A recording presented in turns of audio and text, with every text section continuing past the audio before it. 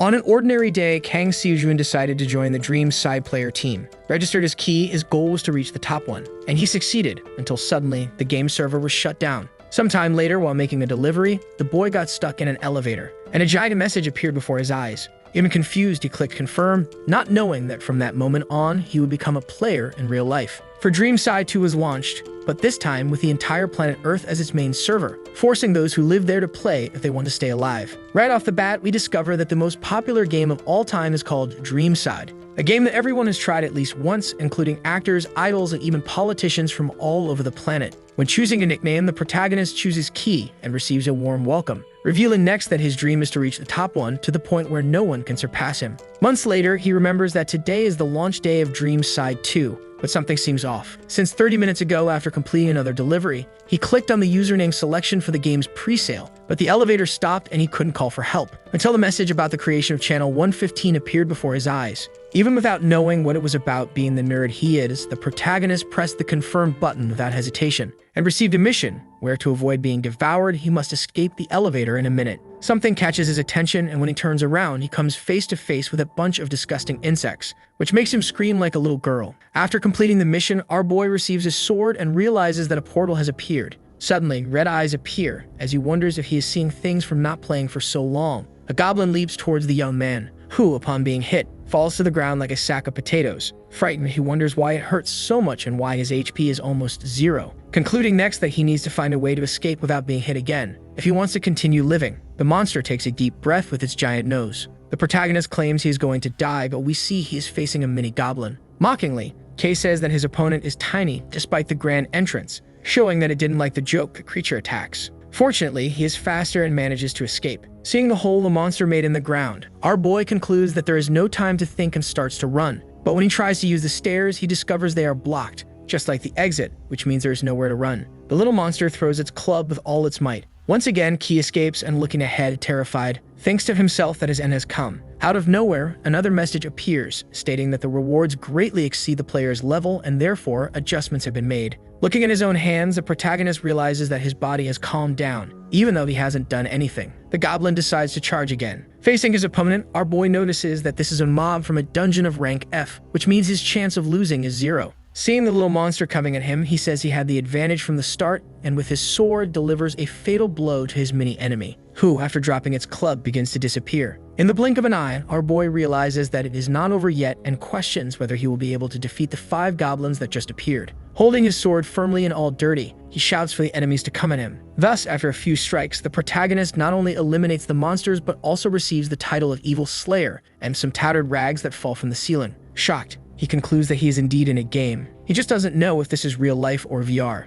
Remembering the message about the adjustments, our boy decides to open the skill panel and discovers that he still has the attribute he acquired a month ago. Shocked, he wonders if this could be a type of reward for the server's shutdown. We find out that the first version of Dream Side failed for being too difficult, to the point that there was an individual command for each spell, which caused many players to abandon the game, especially because if a person died 3 times, the character was permanently deleted. Moreover, the top 12 ranked players were considered god level, known as those who are above, and the number 1 was obviously Kang. Thus, before the server was shut down, a poll was conducted with the aim of transferring some reward. For the second version, our boy just didn't expect that it would be that way. Otherwise, he would have selected a mythical item. When trying to activate his celestial body ability, he discovers that it is functioning partially, and to activate it fully, he will need to meet certain criteria. That's why he felt calm earlier and was able to use the sword naturally, in addition to not receiving the other 2 items he had chosen. Suddenly, another message catches his attention. Upon reading the information, our boy discovers that he has 10 minutes to escape the next 6 waves of monsters.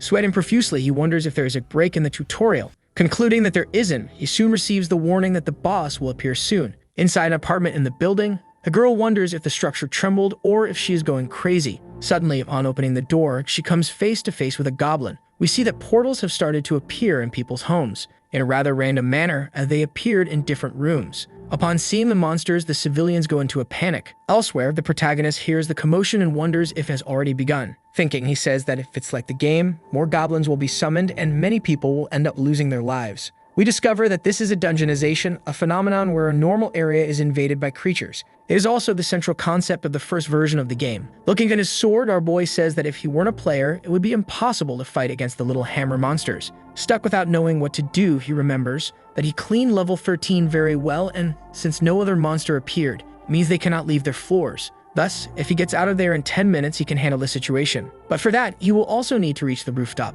His only concern is the people who are left in the building. Reflecting, the protagonist concludes that there is a method to save everyone, which only he can use. That involves invading the dungeon. With his sword in hand, he asserts that the boss, who hates light, must be in the basement, and the only way to get there in 10 minutes would be through the portal right there. Approaching, Kang says that the only reason that passage was created was because he defeated all the creatures in the area. Thus, activating his calm attribute, he decides to experiment. After passing through the portal, a message appears, notifying that the boy has discovered the room of hidden and infected nature seeds. Quickly, he reaches the underground parking lot and says that he hoped things in the second season would be a bit different, concluding then that the fact that this is becoming real is already different enough. Upon seeing a goblin, our boy hides behind a pillar and spots the portal that the creatures use to ascend floors, a portal that he will have to block if he wants to save the people. But for that, it is necessary to find the boss. Suddenly, a colossal goblin appears, calmly strutting through the building's parking lot. The protagonist says that the monster is more like the Hulk than a goblin, and concludes that since the place is not yet a dungeon, it is necessary to use a different raid tactic,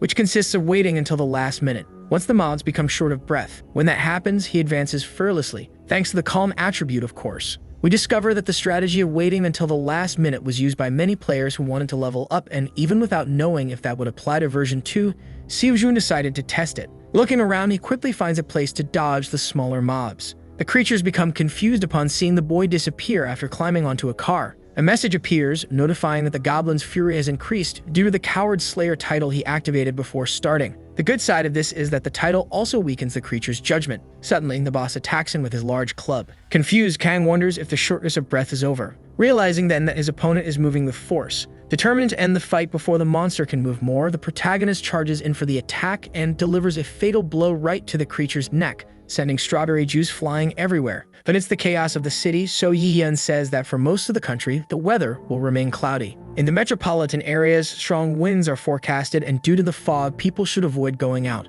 We see that the voice is coming from the radio of a car, which simply explodes out of nowhere. A normal morning became different in just 10 minutes. Thanks to the incident that occurred around 6 in the center of Korea and took over the entire country. The news quickly spread across the internet, and for those who didn't believe the posts, the future played a trick. We are taken to a dressing room where 2 employees comment that the videos could only have been made through CGI. But if they are real, it will be like living in a movie. Sitting in the chair, a red-haired girl asks if this has to do with Dream Side. This is TRYHARD, a famous idol who finds herself watching a video of a guy fighting lizard-like creatures with spears. Upon seeing the creatures, the young girl wonders if dungeonization is happening. We discover that the girl is a complete artist and does a bit of everything, having only a single secret. Out of nowhere, a guy opens the door and says that the day's schedule has been cancelled, so they must return to the dormitory. Standing up, the idol shows the video she was watching to her manager, who, without caring, simply says that she is not allowed to use her phone. Hana approaches and explains that this is a live broadcast and the creature is called the Red Wyvern, which means that Dreamside has become reality. Taking the phone, the man asks her to stop being addicted to the game, revealing the young girl's secret, that besides being a player, she was among the top 12, with her character Magic Bullet Shooter Clark. This hobby was not even known to her fans, since the girl used a voice modifier in addition to a male character. Desperate, she asks for her phone back, claiming that they don't have much time. While wondering why she is being confiscated just now that the world is turned upside down. Suddenly, when Troll was about to start explaining the situation, a strong tremor occurs, throwing her, the manager, and several things to the ground. Even so, she ignores it, stands up, and grabs her phone, claiming that the man will understand better when she shows him. Before anything else, the young girl logs in, then confirming that she wants to equip the reward of the magic revolver. In the blink of an eye, a weapon with golden details appears in the girl's hands. Shocked, she wonders if this is real and doesn't even notice that a portal has appeared in one of the walls. Suddenly, the manager shouts to warn her, but when Hana turns, she comes face to face with a ghoul coming towards her. Smiling, she says that the monster looks even grosser in person, then stating that she will resolve the situation with a single shot. The problem is that when her finger pulls the trigger, nothing happens, leaving her and the manager in despair. With the monster standing in front of her, the idol asks if the revolver is fake. Then discovering that, in fact, the synchronization is still in progress, the monster begins to strike, forcing her to dodge as quickly as she can. When the process reaches 100%, she turns and says that he is a dead man. The bullet pierces the ghoul's body, which falls to the ground, showing that it was indeed too weak. In shock, the manager asks what is happening, but Choi simply says that he should leave, because she needs to go after Ki, the person who knows all the game's attacks. We return to see the underground parking lot, where Kang is standing next to the giant goblin. A message appears notifying that he successfully defeated the F-ranked monster, and suddenly, the creature's body disappears. Our boy says that even with that, the destruction and the strawberry juice are still there, concluding that even so, that place should not be invaded anytime soon. A large portal leading to the maze of choice appears, where, after passing through tests with different difficulties, the player gains a skill. Smiling, the protagonist asks if that means he should do the tutorial again. Upon teleporting, he realizes that he is indeed in the game's tutorial map, and that besides being able to smell what is around him,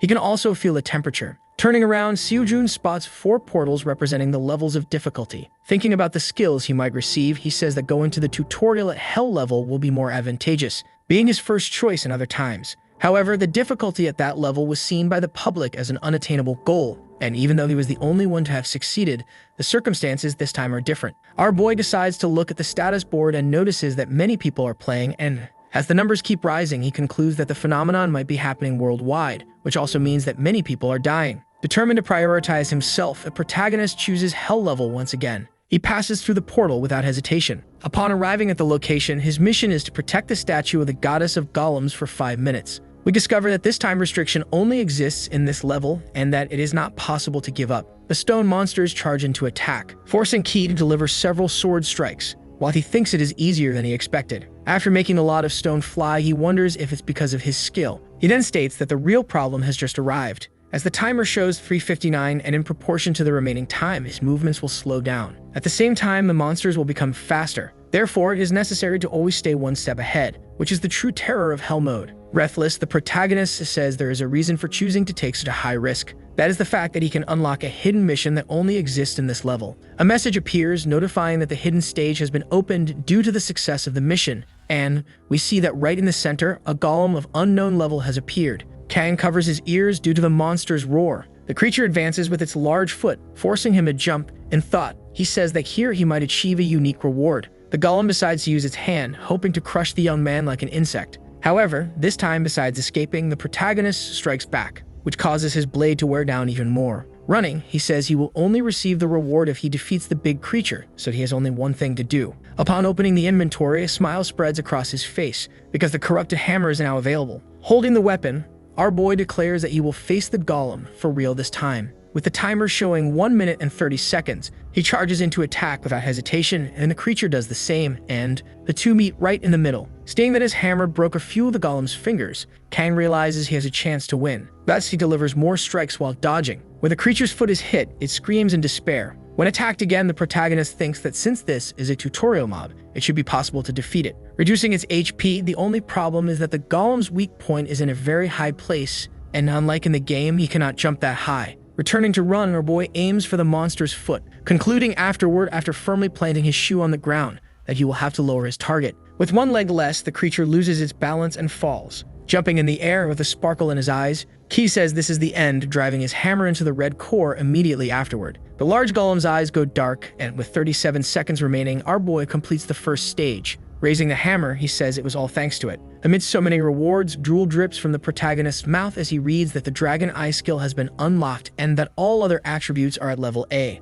The problem now is that this was only the first stage, and even in the old version of the game, it took him a month to complete. We are taken to a forest, where blows and more blows hit beyond structures. Disgusting creatures made of green slime. We see that Ki has already defeated a bunch of them. Laughing, he says that this is very easy, and that he can see the enemy, even if it tries to hide. All thanks to the Dragon Eye. Suddenly, something catches the young man's attention. After stabbing his knife into a tree, he claims he can see the mana flow of the fleeing creature very well. After knocking down the dark aura 3 times, he manages to unlock the hidden mission once again, which aims to defeat Naden. In the air, the creature says that the boy could have just ignored her and moved on. But he chose to be arrogant, so if he wishes to die, she will help him. Looking ahead, the green woman notices that Ki has vanished. But before she can figure out where he is, she receives a fatal blow. That makes her plummet to the ground. Split in half, she says that if this were her true body, she would be dead. Smiling, the protagonist says he is not the same as at the beginning of the tutorial, but he will be back soon to get her. Upon completing the last phase of the tutorial, he earns more and more rewards,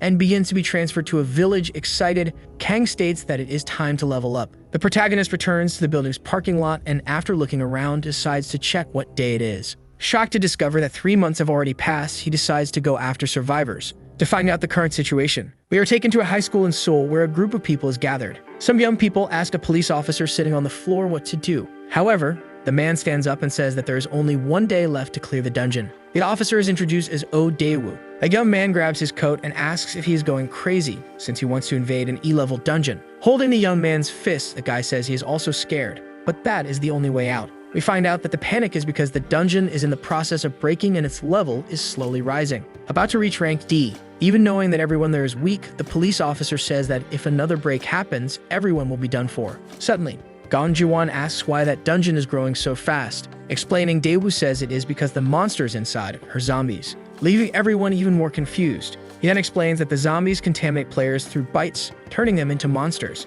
Thus, since that dungeon has appeared before, those who did not save themselves became zombies. Determined, the police officer states that everyone there has already lost a lot, but they must fight to protect the loved ones that remain and themselves. We discover that in that world, dungeons are like homework. Running, the law officer thinks that even though his plan is reckless, it is necessary, and even if they do not have the best ranked member in the group, they have Choi Hana. After everyone enters, we are taken to the IFOG building, where besides everything being destroyed, many corpses are on the floor. After closing the eyes of a little boy, Kang says he needs to find living players. Quickly, he reaches the red portal of the school, being the most dangerous as there are many mobs and it is 1 step away from turning black, which is when the dungeon breaks. A message appears warning that there are only 24 hours left until that happens. Seeing that the firewood is still warm, the protagonist concludes that a group entered not long ago and feels relieved to know that there are still many hours remaining. However, suddenly the hours begin to decrease rapidly, which means that the number of monsters is growing in. If it is like the game, according to Key, the break will occur very soon.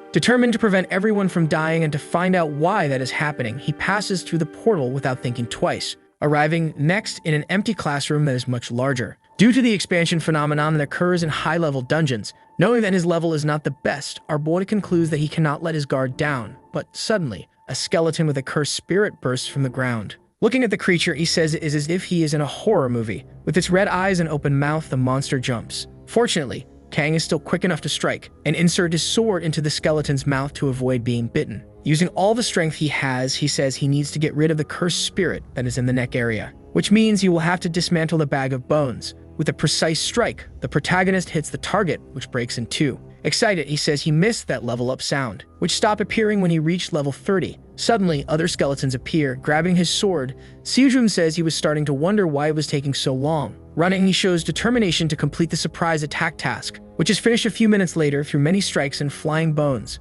Upon earning the title of Master of Surprise Attacks, the protagonist says that this is a gold mine. Concluding next, upon seeing other mobs already dead, that he will have to postpone leveling up for now. Elsewhere, part of Daewoo's group manages to escape an explosion, while the other part pleads for help. We are taken back an hour, when things were going well, and the players, besides working together, Kakao and Hana, who made a point of taking care of her allies. However, suddenly someone causes a huge explosion with just a snap of their fingers. Startled, the police officer says it is better for them to separate, while wondering who the guys in green robes are, who do not seem to be mobs as they are too powerful. Trying to come up with a plan, the man concludes that he needs to get out of there with those who remain. Thus, he shouts for the young people to run as fast as they can. Noticing that the enemies are targeting a high-level player, the officer says that the situation is dangerous. However, out of nowhere, one of the masked figures appears and asks if he thinks he can escape. With his weapon, Daewoo strikes a blow and is shocked when the mysterious player reveals that he knows his name. Causing another explosion, the masked figure says he is disappointed, then stating that the man runs away like a cockroach.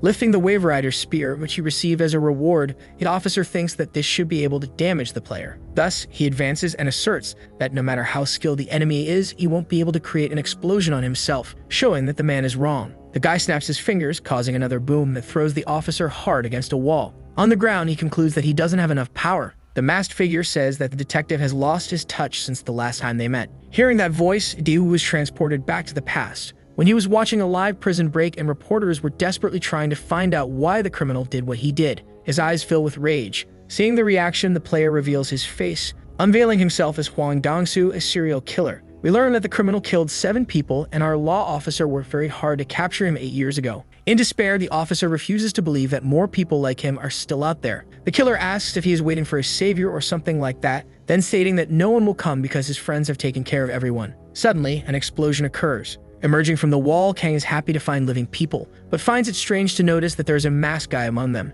The dude inside the room looks back. Confused, the protagonist wonders if the two are fighting. The officer tells the young man to run away, but Gong is quicker and snaps his fingers, causing another explosion. As Daewoo wonders if this is the end, our boy appears safe and sound, thinking about how the man in the green robe seems to be involved in this. With his sword in hand, he says that compared to the labyrinth, this fight will be easy, then asserting while jumping to dodge another explosion that he will not lose. We discover that the criminal is considered a red player, a term used to refer to people deemed evil. Running, Kang concludes that the dead people there were eliminated by the masked man. Huang says he will let the young man go if he leaves right now. Shouting, the officer says that is a lie and reveals the enemy's identity. Preparing to attack again, the protagonist states that in any case, he wasn't planning to leave an opponent behind, and with his danger detection ability and dragon eye, charges forward, but from another masked figure who was invisible. Thus, with the death of Kang Woo-jong, he earns a sturdy t-shirt. Looking back, our boy tells the gang leader that it is time for him to take responsibility that comes with great power. Shocked, the guy asks how he discovered all of that.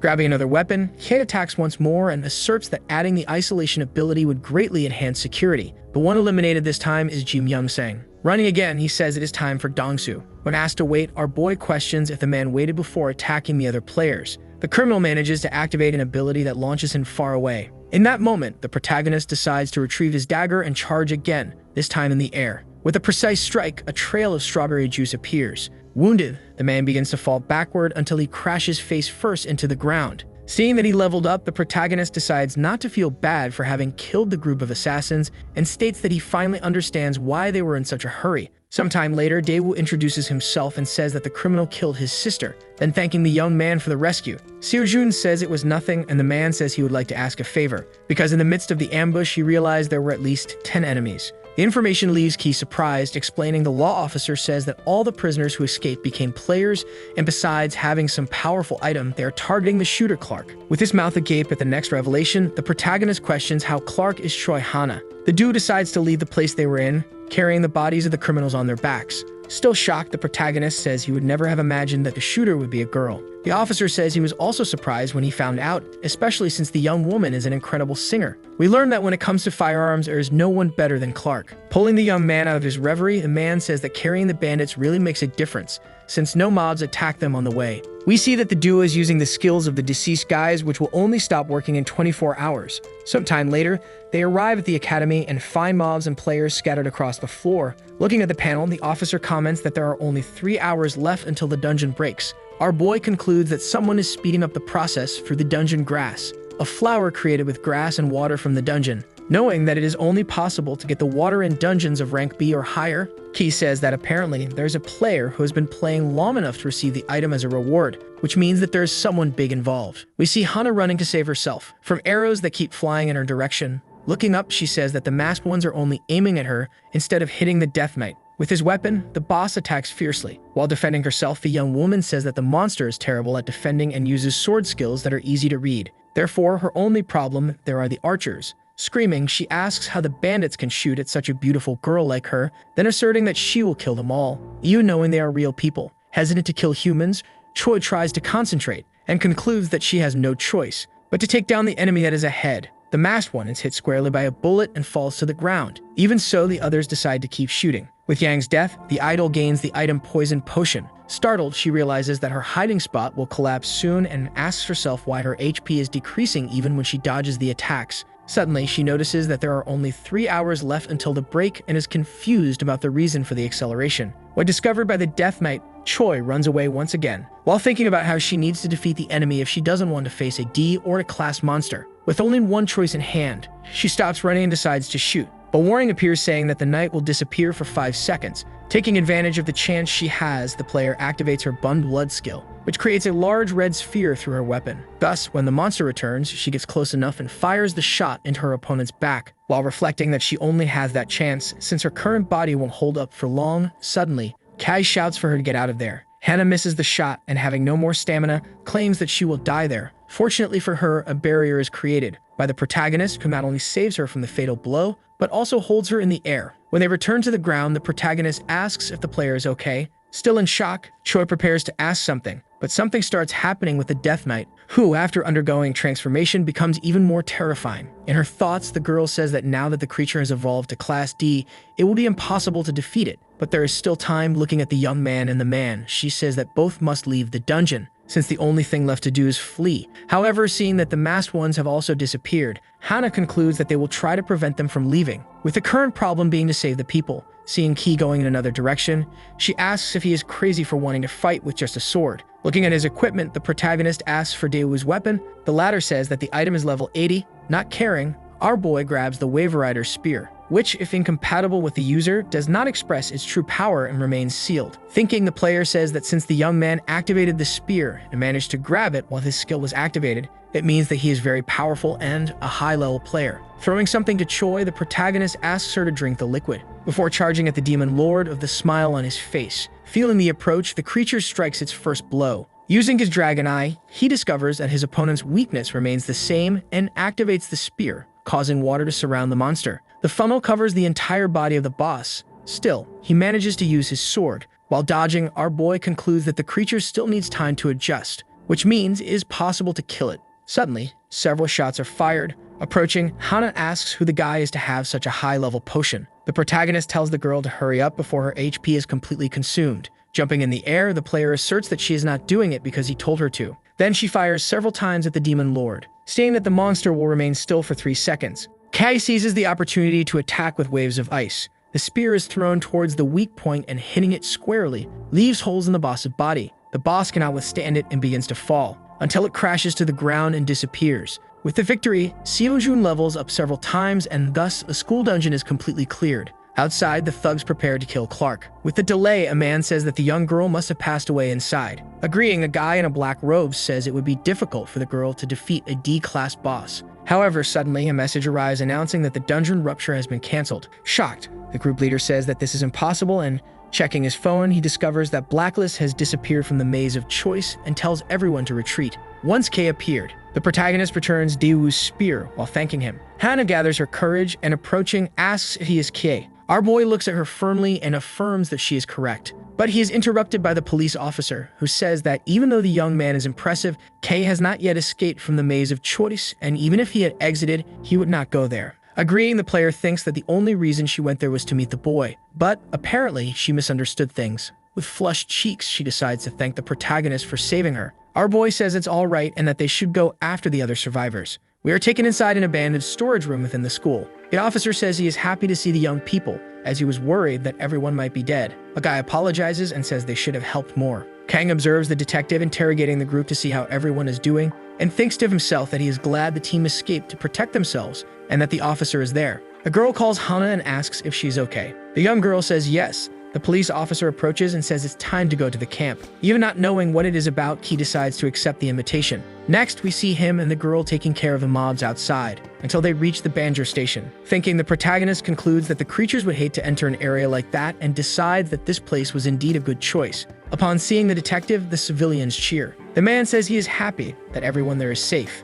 An old man approaches and says he is glad he is safe. Noticing the sadness in Daewoo's eyes, he says he will prepare some food. Going to Seojun, the officer asks him to rest and eat something. The protagonist finally sits down and says that, although the battle was not difficult, his body is starting to feel tired. Determined not to let his guard down, he remembers that he did not check the reward he earned earlier, discovering next that it is the Blade of Regret from Von Dissy. Frustrated, our boy realizes that even using all his points, he will not surpass level 100. Which means that the detective can only use the spear because he receives a small penalty. Picking up the sealed book, he says that the problem is that his reward is not just a weapon, but rather the reason he reached the top one. Smiling, Kang says he will have to work harder. Then picking up a cute little creature with a blue and white tail, he pokes the creature's nose and says it has been a while. Grigory quickly awakens after sensing the presence and runs away from the boy, who is left confused about the reason. A message appears warning that the little one needs to eat. We discover that Gorong used to follow Ki in the first version of the game, and there is only one reason for it to be acting this way. That is the fact that there is a dungeon nearby. Standing up, our boy says that the situation is calm since the little creature has not assumed its true form.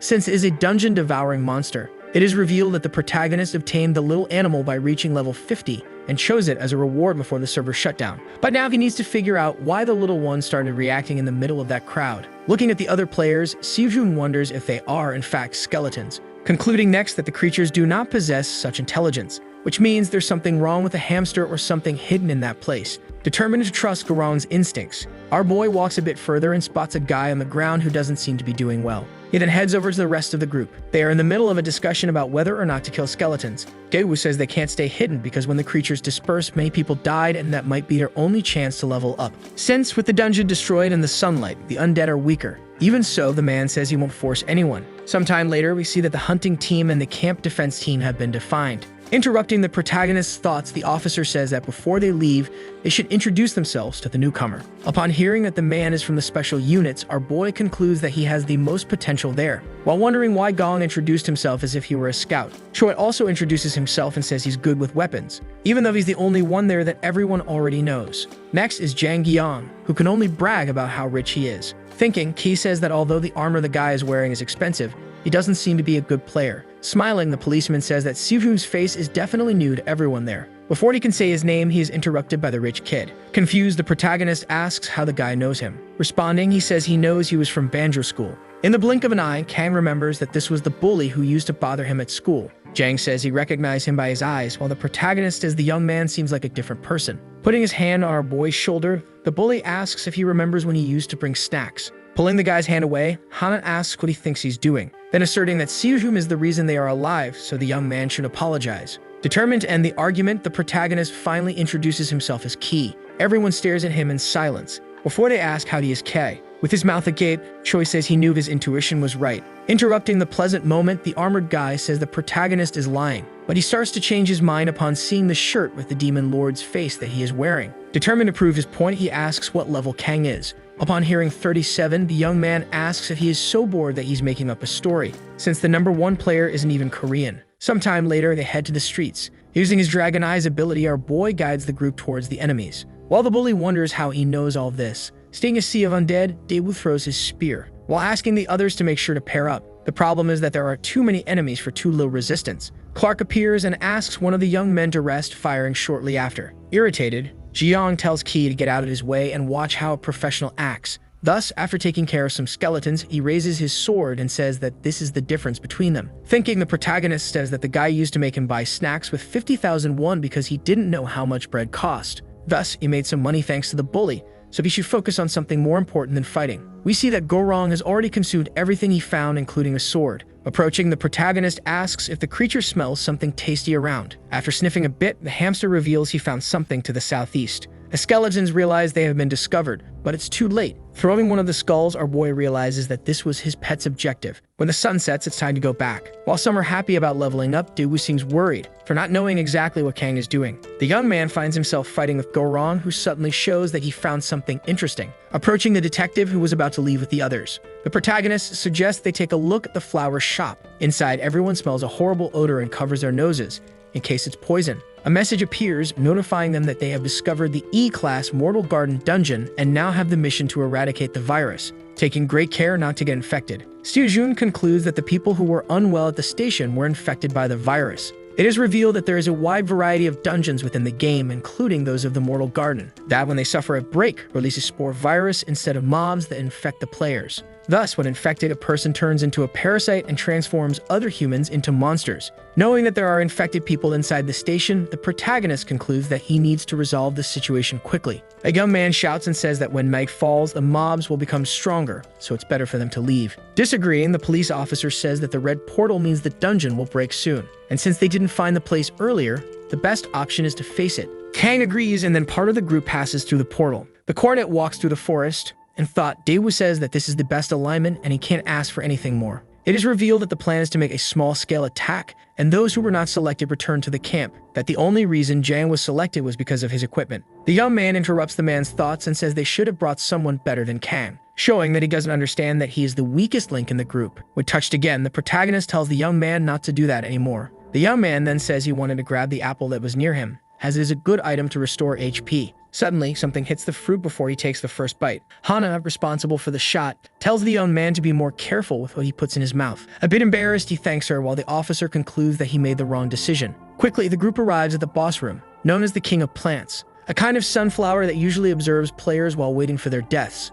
The protagonist says that as soon as they defeat the king, they will obtain an item that serves as an antidote for the dungeon disease, which will cure those who are infected at the station. Daewoo says that this is their only hope. Smiling, Jueong asserts that everyone can trust him. Suddenly, the smell worsens, and Hana wonders why that is if they are in the middle of flowers. The king of plants watches the quartet. Then it launches thorny tentacles from its mouth. The team manages to escape, but the ground shatters. Screaming, the police officer asks if everyone's okay. Out of nowhere, something hits the boss. We see that the bullet fired by Choi cut off one of the tentacles. Before the armored guy could mess things up, Kang pulls him by the cape and throws him back, then stating that the young man should look down. Eliminating the enemy, our boy says it's better not to approach recklessly, concluding then that they need to find a way to reach the boss. Daewoo says it would be better to trust Hana, thinking our boy says that under the right conditions, she will be able to defeat the king. The girl asks if the protagonist has more potions, and with confirmation, she asks for another vial. However, Ki denies and says that the item is too precious to just hand over. Leaving everyone shocked, he heads towards the plants, causing a rain of tentacles to happen. Convinced, the officer says he now believes the young man is indeed Ki. Jang refuses to believe it, but the man says that either the young man is at a very high level, or he possesses extraordinary abilities. Our boy comes face to face with the king, who again launches thorny tentacles from its mouth. Screaming, Kang delivers a fatal blow that splits the boss in half, leaving his group completely stunned. Immediately, the messages notifying about the rewards start coming in. The team finally exits the shop. The police officer notices that the protagonist is deep in thought. Reflecting, our boy says that Kakashi's thorn gauntlet can be used with a short sword, which will be useful since he has no weapon restrictions due to his celestial body skill. Furthermore, it is revealed that with his current level and points, defeating D-class dungeons will soon be possible, reducing the gap that exists between the protagonist and the other players. With wide eyes, Jeong still tries to understand how the young man is K. Choi asks everyone to stop as there are signs of battle in that place. Approaching the bodies, the police officer says that something happened to the camp. Everyone heads towards the station, which seems to be empty. Looking around, Seojun spots footprints on the ground that do not follow just one direction, but move back and forth. Interrupting the officer's shouts, he says that the cause of this is the dungeon disease, since there are no signs of skeletons. While the armored boy tries to process the situation, Hana asks how this is possible that the dungeon has been cleared. Suddenly, a voice emerges asking for help. Pulling a boy from the rubble, Daewoo asks him to wake up. The protagonist opens his panel but discovers he needs a revitalization potion to save the young man, because his legs are in critical condition. With nothing else to do, he gives him a potion to ease the pain. As he drinks the liquid, the boy seems to awaken. Desperate, the detective asks what happened. The young man says everything happened very quickly and that a large monster appeared on the stairs. Even though they were prepared for external threats, the other players behind them turned into zombies, which forced them to flee. A message appears warning that the player is in a state of madness. Our boy concludes that without a healer, there is nothing that can be done, and upon reflecting more on the players turning into monsters, realizes that the dungeon's disease has reached stage 3. We discover that as the infection progresses, the body of the infected person deteriorates until they become a monster. Thus, since the garden was cleared, it means someone is doing this on purpose. The injured boy begins to plead for something from the detective. Before completely passing out, he stands up. Daewoo says it's time to go to the bottom of the station, where the true enemy seems to be hiding. After a few minutes of walking, the quartet runs into zombies. After firing, Hana says that people who have already transformed cannot be cured, which is why she did what she did. A bit sad, Kang realizes that these are the bodies of those who couldn't escape. The officer suggests that each one take care of a zombie. Our boy takes the lead and shows how good he is with the sword. Turning around, he asks the others to follow him, thus assuming the position of leader. Everyone advances towards the tracks, until they reach Chinpom Station, considered a ghost station. Seeing the footprints, the officer says that people must have gone to Yangdong Post Station, since it was the designated location in case of emergency. Suddenly, Kai feels something and runs ahead. His sword meets the hands of a monster and a great impact occurs, followed by a flurry of blows. Daewoo asks everyone to prepare while Hana asks if this is what Jangwoo was talking about. The group quickly discovers that the zombie is Joyeon. Our boy says that the young woman is gone and all that remains is to kill the creature to gain experience and items, while thinking that it was because of this disease that thousands of players died in the first version of the game. The difference is that this time, the fate of the world is in their hands. The enemy advances and Ki concludes that he must end this quickly. He delivers a kick, but realizes that the creature is quite resilient. The monster lunges with both hands. Using his sword, the protagonist sends arms and strawberry juice flying everywhere. However, Joyeon launches another arm that comes out of her mouth. The officer says he will help him, but the young man tells him to stay back, since he wouldn't be able to handle a monster of that level. Dodging another attack, Seojun tries to find an opening, finding one right on top of the zombie's head. The creature looks back as he apologizes, then delivering a blow that would make anyone lose their head. Everyone watches the monster on the ground, thinking our boy says that normally he wouldn't be able to handle a creature like that. but he raised all his attributes to 100 during the tutorial, and if he uses the level up points, he will become 3 times stronger. The officer interrupts the boy's train of thought to warn that enemies are approaching. A sea of monsters emerges, showing that dungeons do not wait for players. Daewoo is shocked to realize that everyone is in stage 3 of the disease, which means they have lost all humanity. After feeling something strange, Hana asks her allies to move away from the back, but discovers they are surrounded. Determined to understand how this situation occurred, the protagonist says they need to focus on the fight. Jang delivers his first blow as a monster gets too close. The problem is that the attack only serves to make the creature angrier. Ki appears and manages to prevent the boy from passing away. Then he asks the player if she is sure the others went to Yeondeon Post Station. She confirms, and the protagonist then says they should go there too. Disagreeing, Choi says it's dangerous, and besides, something worse is waiting for them there. Daewoo approaches and asks what the do is talking about,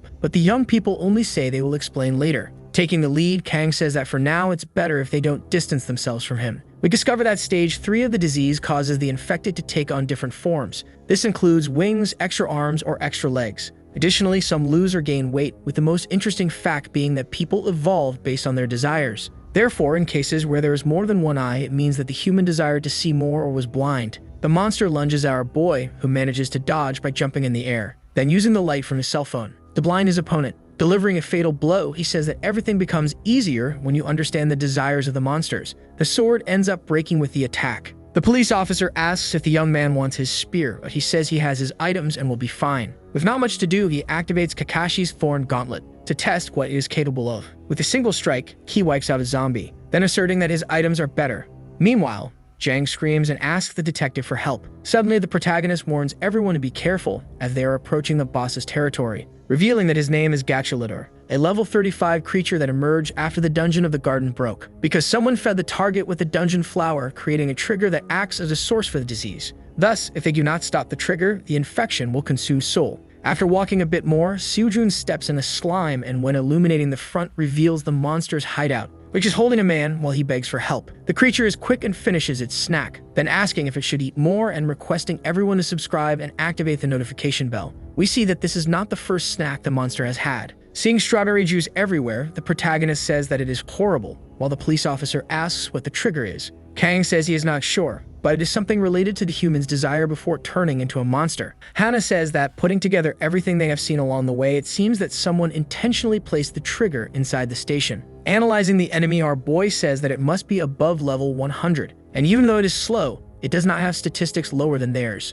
We discover that Dreamside is not a game that can be won just because the player is at a higher level or has good attributes. Since each monster has its own characteristics and buffs, it can be strong even at a low level. The protagonist then says that the mob is either very strong or has most of its attributes concentrated in health. Tired of the chatter, the monster decides to make the first move. Holding his spear, Daewoo says he is sure that this is Choi Manki. Agreeing, Jang says that it is definitely that YouTuber who should be in jail, since he was sentenced to death after a certain broadcast where he proved to have eaten human flesh. The creature continues asking everyone to like and subscribe, before delivering another blow with its transformed hands. Running, the bully says that the enemy is very fast and is soon saved by the officer. Worried, the man says that the opponent can move its arms freely, so everyone must be careful. Suddenly, a hand appears behind Ki, making him conclude that lowering his guard there is asking to die. After stepping back a bit, the officer says that to buy time, he needs to draw the monster's attention. His spear gets stuck in the creature's mouth and shouting, he asks Seojun to act. Appearing in the air, the protagonist delivers a punch using the gauntlet. The monster mocks, saying how the second attempt didn't work, recovering quickly afterward. Then the quartet concludes that the creature is imitating the way it killed the person before ending up in jail. The next attack leaves the group in the enemy's hands. Then he starts aiming at Hana, stating that today's meat will be that of an idol. Firing with his weapon, the girl asks if he really thought she would be defeated so easily. Kang says that the opponent concentrated all of his attributes on health, concluding that to eat, one needs endurance. Looking at Choi, he shares the plan and thus both charge forward. The girl fires once more after managing to get close enough. The shot hits the monster's face while Ki prepares to attack from the other direction. Using the gauntlet, he strikes the target directly. The problem is that nothing happens, and besides regenerating, the creature counterattacks. Suddenly, something appears on the side of the enemy's face, making everyone realize that, in fact, the boy's attack did work. A red aura surrounds the creature's body. It attacks again with its blade-like hand. Daewoo says that at this rate, they might be able to defeat it. However, the protagonist says that the enemy won't die from small attacks like that, and then they come up with a plan. Sometime later, we see Jang face to face with the monster. Screaming, he asks how much more the creature can eat without getting stuck. In response, the creature opens its mouth full of teeth and lunges forward. It is at this moment that the officer appears and uses his blade to prevent the mouth from closing. Now it's Hana's turn, who, upon hearing the command, shoots. Then the boss closes its mouth and a blue light begins to shine all over its body. Screaming, the player calls for Seojun. We are taken back to moments earlier when the protagonist asked the others to distract the enemy, so he could use his points to level up and unlock some abilities, including the magic concentration ability, which will be used to deliver the final blow. Face to face with his opponent, our boy says that if the enemy is strong, he needs to be stronger. The monster traps him using its own body. Still, the protagonist activates the gauntlet and delivers the attack, leaving the enemy with 2 fewer arms. Charging forward, the young man claims he will enjoy and subscribe as requested, then delivering 2 fatal blows that bring the monster to the ground. With victory over the hunger trigger, he levels up once again and gains the attention hunter ring. The YouTuber's body begins to return to normal due to the disappearance of mana. Thinking, the protagonist concludes that he needs to find out who is responsible for all of this. Suddenly, a mark on the enemy's body catches his attention. We are taken to another place, where a hooded figure watches everything through a crystal ball. Surprised, he says that this is the first time he has seen someone capable of using such a strong attack. Another person appears and says that he always acts as if he is the only one busy. It is Kang Minho, a member of the company. Bog-Jikchin stares at the young man without saying anything. We discover that this association is the dark side of Dreamside, as it is responsible for expanding the dungeons, putting people in danger. Moreover, all members have a lightning bolt crossing 2 moons tattooed. The member with glasses asks the guy with black hair to take a look at the images. However, he says that Key is alive and that he found out through the report of a rookie who was sent to the Labyrinth of Choice. Therefore, even though there is a possibility that the number 1 has died, they need to be sure. Ba says that, in fact, it is necessary to find the entire group of Kang. Minho asks why his ally is so worried, since the young man is just a rookie who just finished the tutorial. It is necessary to inform the superiors about the matter before taking action. Back at the station, we see Gong running for his life, while the creatures try to catch him at all costs. Still in shock from everything he saw, the young man says he ran in the wrong direction and needs to go back to find the detective. Suddenly, a train appears out of nowhere,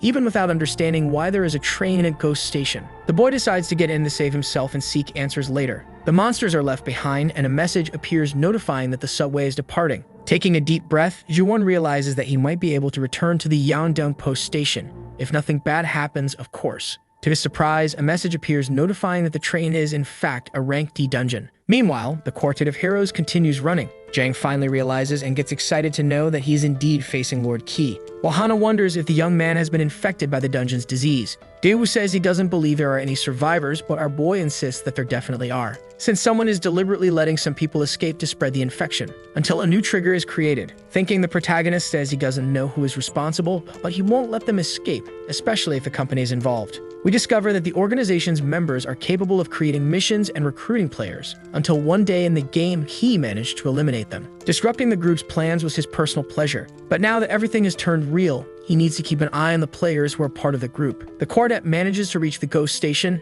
and find the supplies that were hidden in case of emergency the last time the survivors were there. Seeing that some things are missing, the officer says that someone has been there. The protagonist asks if the people at Banjo Station have become players, excluding the elderly and children. Hana appears and says that the internet has been cut off, which prevented some survivors from contacting others. But she, having recently updated her phone, is able to reach people who have a watch like hers. Then the young woman says that the only way to become a player is to go to the Ark, the last stronghold located within Seoul. Meanwhile, at Banjo Station, the group of hooded figures assesses the situation. Yu Bamboo, leader of the 3rd team, concludes that Bea was right. A message appears asking everyone aboard the train. Confused, the young man asks why the train is on line 1 when it should be on 10. A masked figure says it's possible that the lines were connected by the workers, then asking why they don't board the train to go to the ghost station. Yoon asks if the young man wants to die, since they can't handle a D-rank dungeon. Thinking, he reveals that he joined the organization because he wants to stay alive, which is why he refuses to die there. Telling his insistent subordinate to shut up, the leader says that even if they don't board the train, if the target group gets on, they will be caught by the goblins.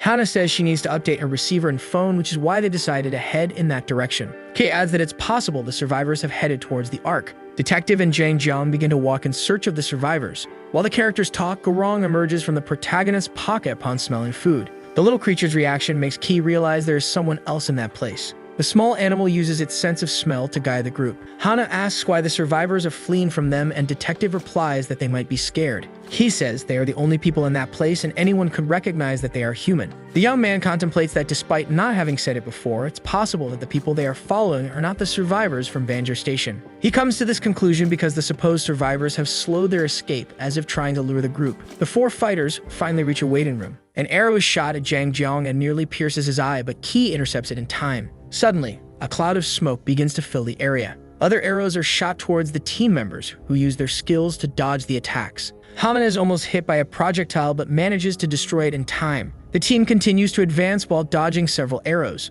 until finally, Kai reaches one of the creatures responsible for the attacks. It is a kobold. The protagonist wonders if there has been an outbreak. He shouts for Hana not to shoot the creature, but it's too late, as the girl has already fired. The bullet grazes the kobold's arm. Hana says she had a bad feeling, which is why she didn't aim to hit it directly. With an admiring look, Jang Jeong says he trusts Ki's judgment. The protagonist then explains that this creature is not a monster. It is a person. He points to the creatures around and says that all the kobolds are people. A kobold wearing a pilot's hat and goggles asks if the group is part of the station workers' team. The adventurers are surprised by the question. The creature speaks again, introducing itself as Shin Hyunwoo, and reaffirms that it is not a monster. Detective whispers to Ki, asking if those are real people, as they seem like little monsters. The dark-haired boy explains that the names of the monsters appear in color on the holographic information panel. Then he asks what color appears for that specific aviator kobold's name. Detective exclaims in surprise. This is because when looking at the creature, a message appears in white letters indicating that it is a level 25 kobold. Kei continues his explanation, saying that the little creatures are players as the names of the greed appear in another color.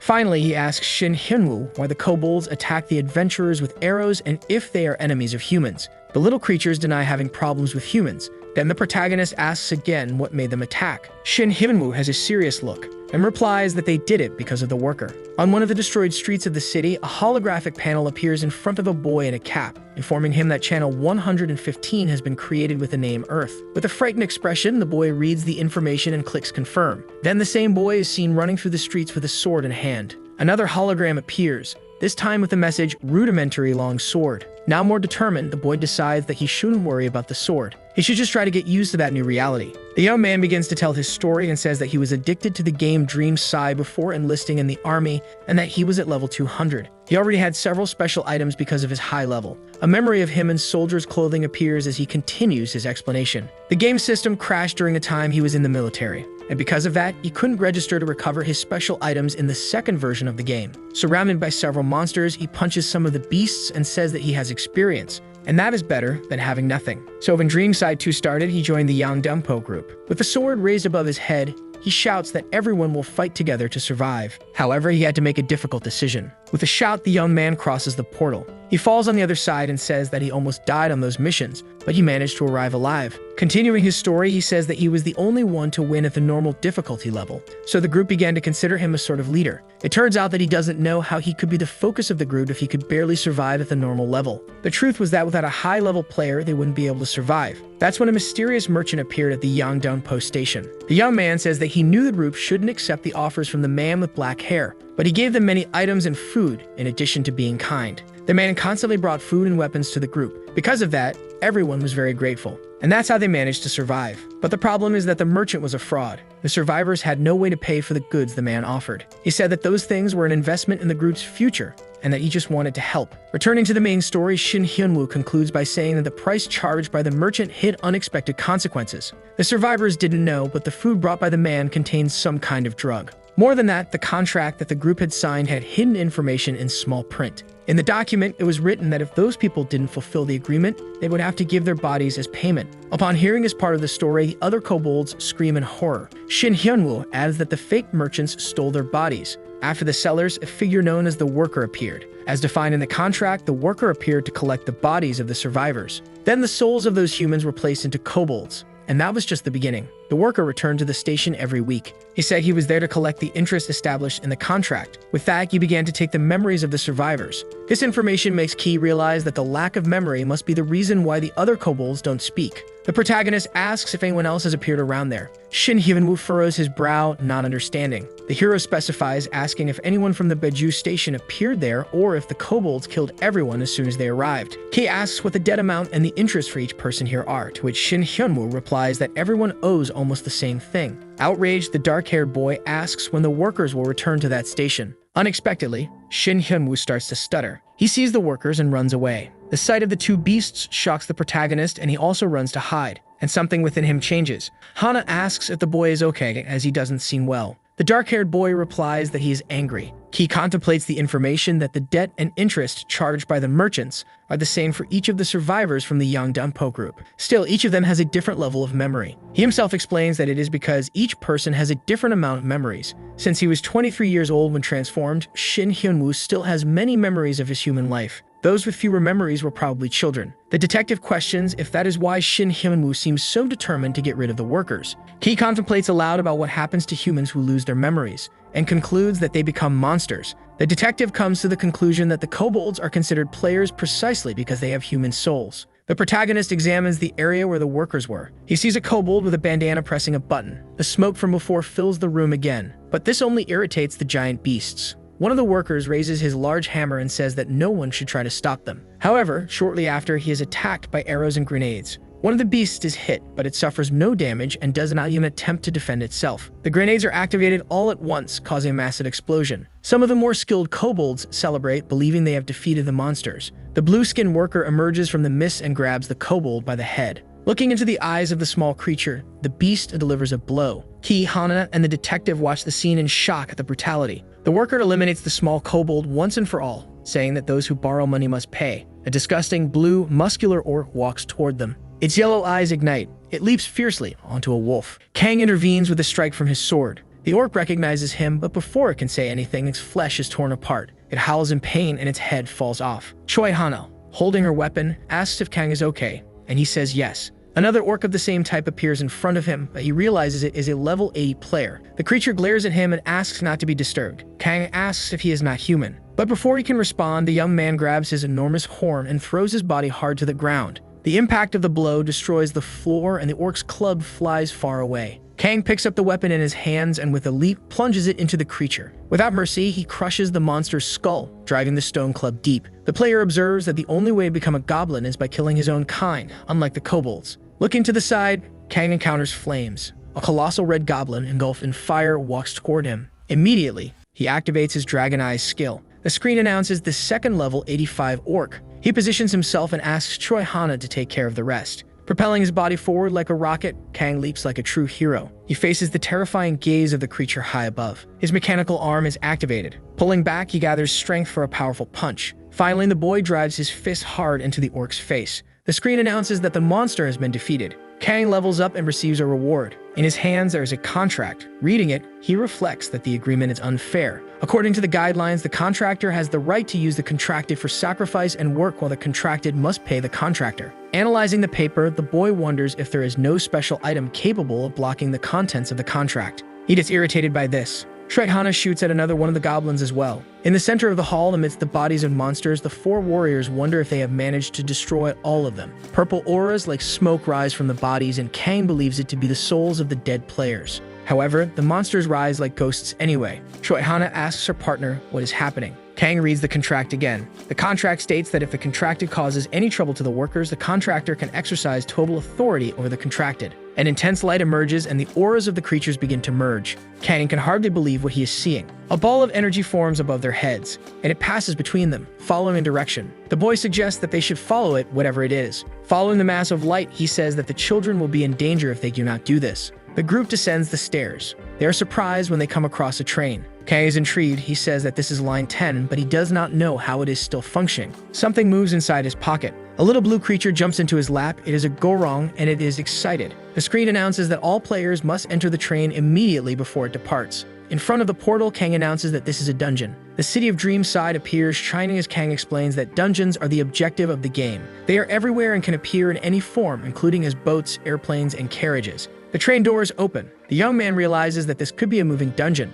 TRYHARD shouts a warning to Kang, pointing at the massive energy. The accumulated auras enter one of the train cars. The detective asks Kang what they should do, and the young man says he prefers to let him decide. He explains that if they enter, they will lose the opportunity to find the survivors from Station Banju. The detective observes that Shin Woo said there is no one left there. Still, even if there are survivors, he does not think they will ignore the Yangdong post station and should escape to the next one. Although it seems cruel, instead of checking people who may or may not be alive, he prefers to ensure that the children survive. Kang then agrees with the detective. The group finally enters the train car. Meanwhile, Gong Ji-won is going through a tough time. Becoming an instant level 52 target, he thinks he is going to die. The young man dodges yet another sudden attack. A terrifying goblin baby is in front of him, and there are many others. Without thinking too much, he wields his sword against the creature. Risking several strikes, none hit the monster. The creature mocks the boy with its stealthy movements like a demonic baby. Irritated, Ji-won tries to launch another attack. Once again, he suffers retaliation and dodges.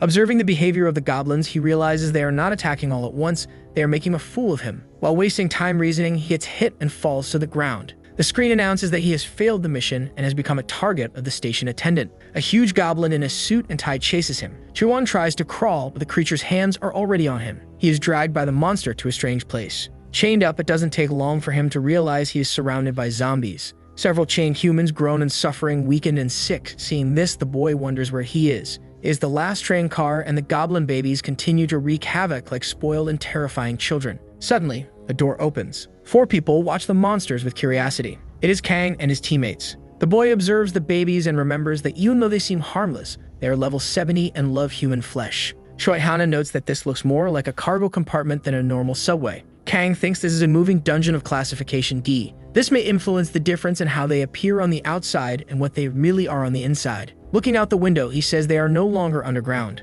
Kang knew this was not an ordinary dungeon. The mission began as soon as they entered the train. The screen announces that an attendant will check the ticket soon. If they do not have one, it will automatically become targets. The group stands before the evil babies. The fight begins as Kang beats down the little monsters. He says they must figure out the rules of the dungeon and resolve it. Upon killing one of the goblins, the screen announces that he received a ticket. Then TRYHARD does the same and also secures her passage. The detective kicks one of the goblin babies. Just like everyone in the group, analyzing the tickets, the 3 wonder if they managed to clear everything. However, Kang suddenly orders them to throw their tickets away. The boy explains that they do not have enough time to clear the dungeon car by car using conventional methods. With a smirk, he suggests they think outside the box. The Goron chews the tickets with its sharp teeth. TRYHARD asks if this way they won't become targets of the attendants, and Kang says that is exactly the goal. If their plan is to prevent the souls of the children from being taken, they need to be quick, and the best way is to attract the boss and defeat him. John draws attention and asks if something seems off about the behavior of those goblins.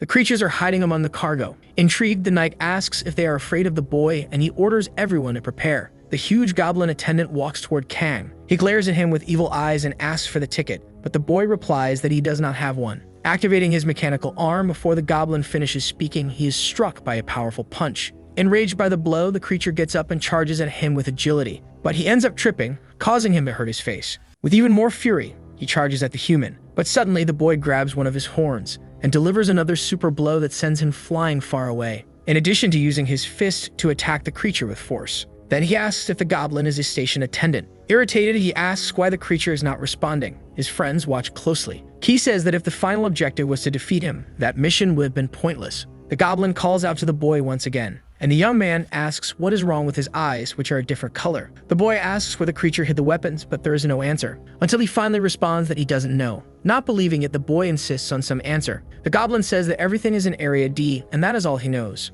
He confirms that the souls are there, and Key asks him to tell where the keys are. Since the creature can enter and exit Area F, it is possible to enter other areas without completing missions. So he tries his best to take the key from the creature. In the end, he manages to get what he desired, and he doesn't feel bad about it. One of his friends asks if that goblin was also a victim, but that one was different, as one cannot become a goblin by having their soul stolen. First of all, that would be equivalent to eliminating one's own species. Moreover, they need to eat human flesh. For the protagonist, this is a plausible reason not to treat goblins as humans. Now he has achieved the title of greatest speed as he wished. His experience points will increase by 2%. One of his colleagues says he heard that they cannot defeat themed dungeons without clearing the missions. And the boy explains that cleaning dungeons is at the player's capacity if they do something unconventional. To him, some people would call that cheating. More situations like that will happen. Now they manage to enter the safe area F5. There, a man who was eating peacefully notices the presence of the group. The young man looks at all the belongings of those men a bit nervously, and he realizes that they are probably merchants. With a stern expression, the man asks if the boy has a ticket.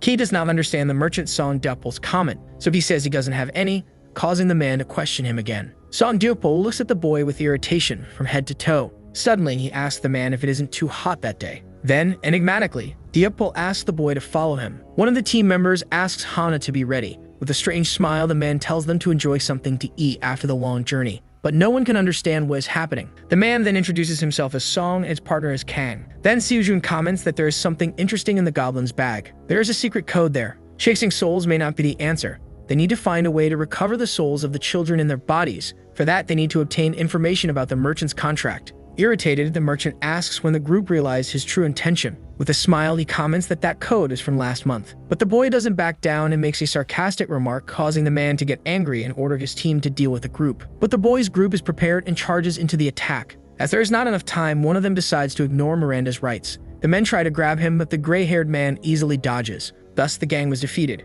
and Key asks Song to tell everything he knows. But the man says the boy is not capable of facing Lord Jack, the 9th ranked. With a smile, he says Key just declared war against Lord Jack, but the boy just smiles, leaving his team confused. He finds it hilarious that someone like this Jack is behind it all. There are two ways people describe this Jack. First, he is cruel, and one should never ask him for money. He has the best items in the world, appears wherever a customer needs him, and disappears as quickly as possible. The warrior says that this is the bastard who stole his items through trading fraud before the server ended and asks where he is. Suddenly, Song starts having something like a seizure and falls to the ground, and his soul begins to leave his body. He has lost his life, just like the kobolds. Hana asks if all of this was really caused by Jack. The other members cannot understand how this boy can be so bad. Noticing Hana's irritation, the boy asks if she was also harmed by him and realizes that Jack deceived all the rankers. Since they have no evidence, the boy will only enter the list as a suspect. While he's freeing people, he notices that one is not tied up. He realizes that one of the items with this person is something rare, which only one person possesses.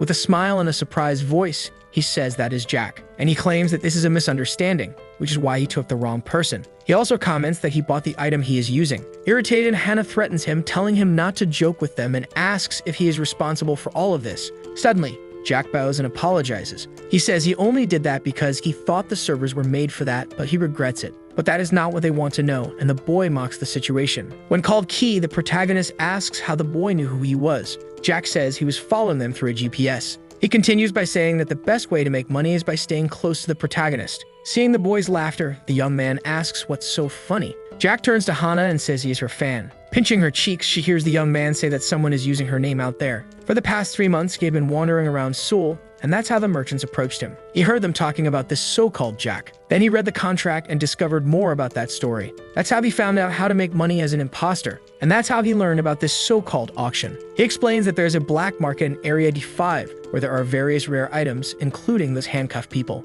Those merchants were players, and with that agreement, when they lost their lives, they also lost their souls. And the creator of that whole event was the Goblin Lord. There is also an explanation for that name, which relates to the position of goblins in the work chain. Thus, the second goblins follow the great third goblin, called Lycan. It is this person who is causing all of this. Now everyone knows which path to take Area E, but Key has other plans and will explain them to the team. Then we see the team exiting from the top of train, and the simple idea leaves the group astonished. He explains that he knows where the black market cabin is, and there he intends to extract information. The young man is determined to accomplish that. Then they enter that area, and a deadly creature begins to chase them. The protagonist tries to hurry and get out of there. The boy with red hair says that physical attacks don't work on them, as they are similar to ghosts. But Key is already well aware of that and uses his fist to attack again. The plan works, and now they must hurry to attack the remaining ones. Suddenly, Jack calls him, asking him to stop. The boy's shadow, similar to his soul, begins to give Key instructions on where to go. Jack explains that this is part of his special invisibility item. He also says that the problem may come after that, as defeating all the specters will cause their mother to appear, and she is called the Banshee Boss.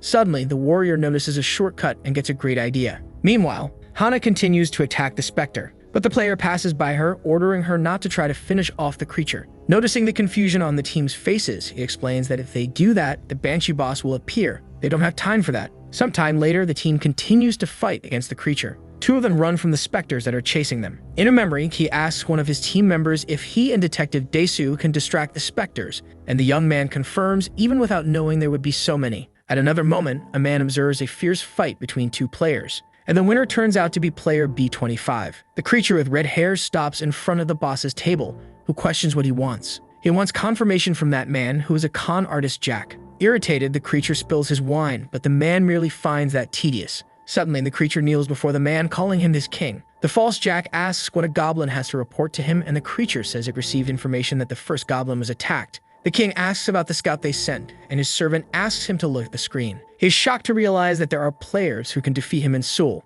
Looking at the screen, he's impressed to see Hana. He smiles and says that now things have changed a bit and orders that the intruders be captured. He only wants Hana. The others can be eliminated. Inside the train, Hana asks if Dasu and Jang Kyung will be okay, but Kei reassures her, saying that both are quite capable. Now they are at the entrance of the black market. Their people wear masks to hide their identities, but Jack only has one. Hana asks how they will do it since everyone must enter together. Then he says he will lend his cloak to Suju Nim. He must use that to enter the black market and learn more about the contracts. The young man needs one more mask, but Jack has a plan. Inside Area D in the black market, we see some masked men playing casino games. The young man is using an invisibility skill to pass through that place unnoticed. Stating that it is larger than he imagined, he wonders where he should start researching. Suddenly, he notices a rather suspicious man passing by. Meanwhile, Daesu says that Jang Kyung is a good runner. The young man smiles, thinking that Ki never gives him a mission he can't accomplish, and wonders if the team is doing well. Inside, Hana and Ji Sang-soo are already masked. The girl is worried if that plan will really work,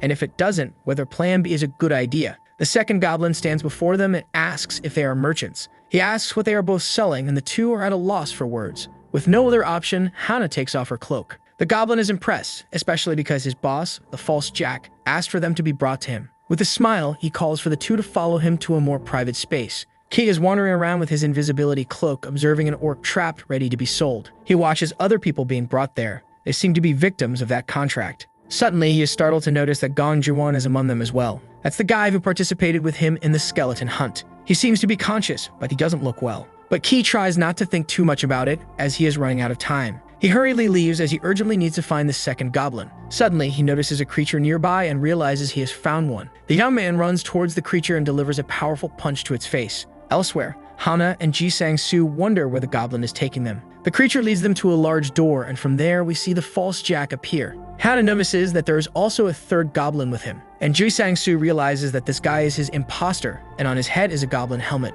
That's the reason the goblins are following his orders. Suddenly, the false Jack calls for Lycan. Realizing he might lose his life, Ji Sang-soo shouts that he has something to say. The false Jack asks if the little man knows who he is, but the young man is clever and proudly confirms his name. With an enigmatic look, the king asks if he wants to drink something, and Ji Sang-soo realizes he can't back down now. Everyone is seated at the table, and the man asks why they are there. The real Jack says that his client wishes to pass through the black market and have a direct connection to obtain large quantities of high-quality goods. They need a large amount of funds, and the false king shows an exorbitant amount as an example. Both Hana and Sang-soo are impressed by such a large sum of money. But the king says that it is not enough, as he needs to trust his client. The young man says he cannot reveal their identities, only confirming that they are quite well known in Ark. With a smile, the fraud deduces that he is talking about a specific person, which confuses Sang-soo. The man orders them to bring the paperwork. He signs the documentation, and now the deal is made. Suddenly, handcuffs appear on the real Jack's hands, which frightens him. For the fraud, that is the only way to ensure everything goes smoothly. The name of that man is Jack, and he comments that he hopes the deal will be mutually beneficial for both. But Sang-soo doesn't back down and says that the man is not the only one with a card up his sleeve. The fraud is startled to realize that the young man's trick has just arrived.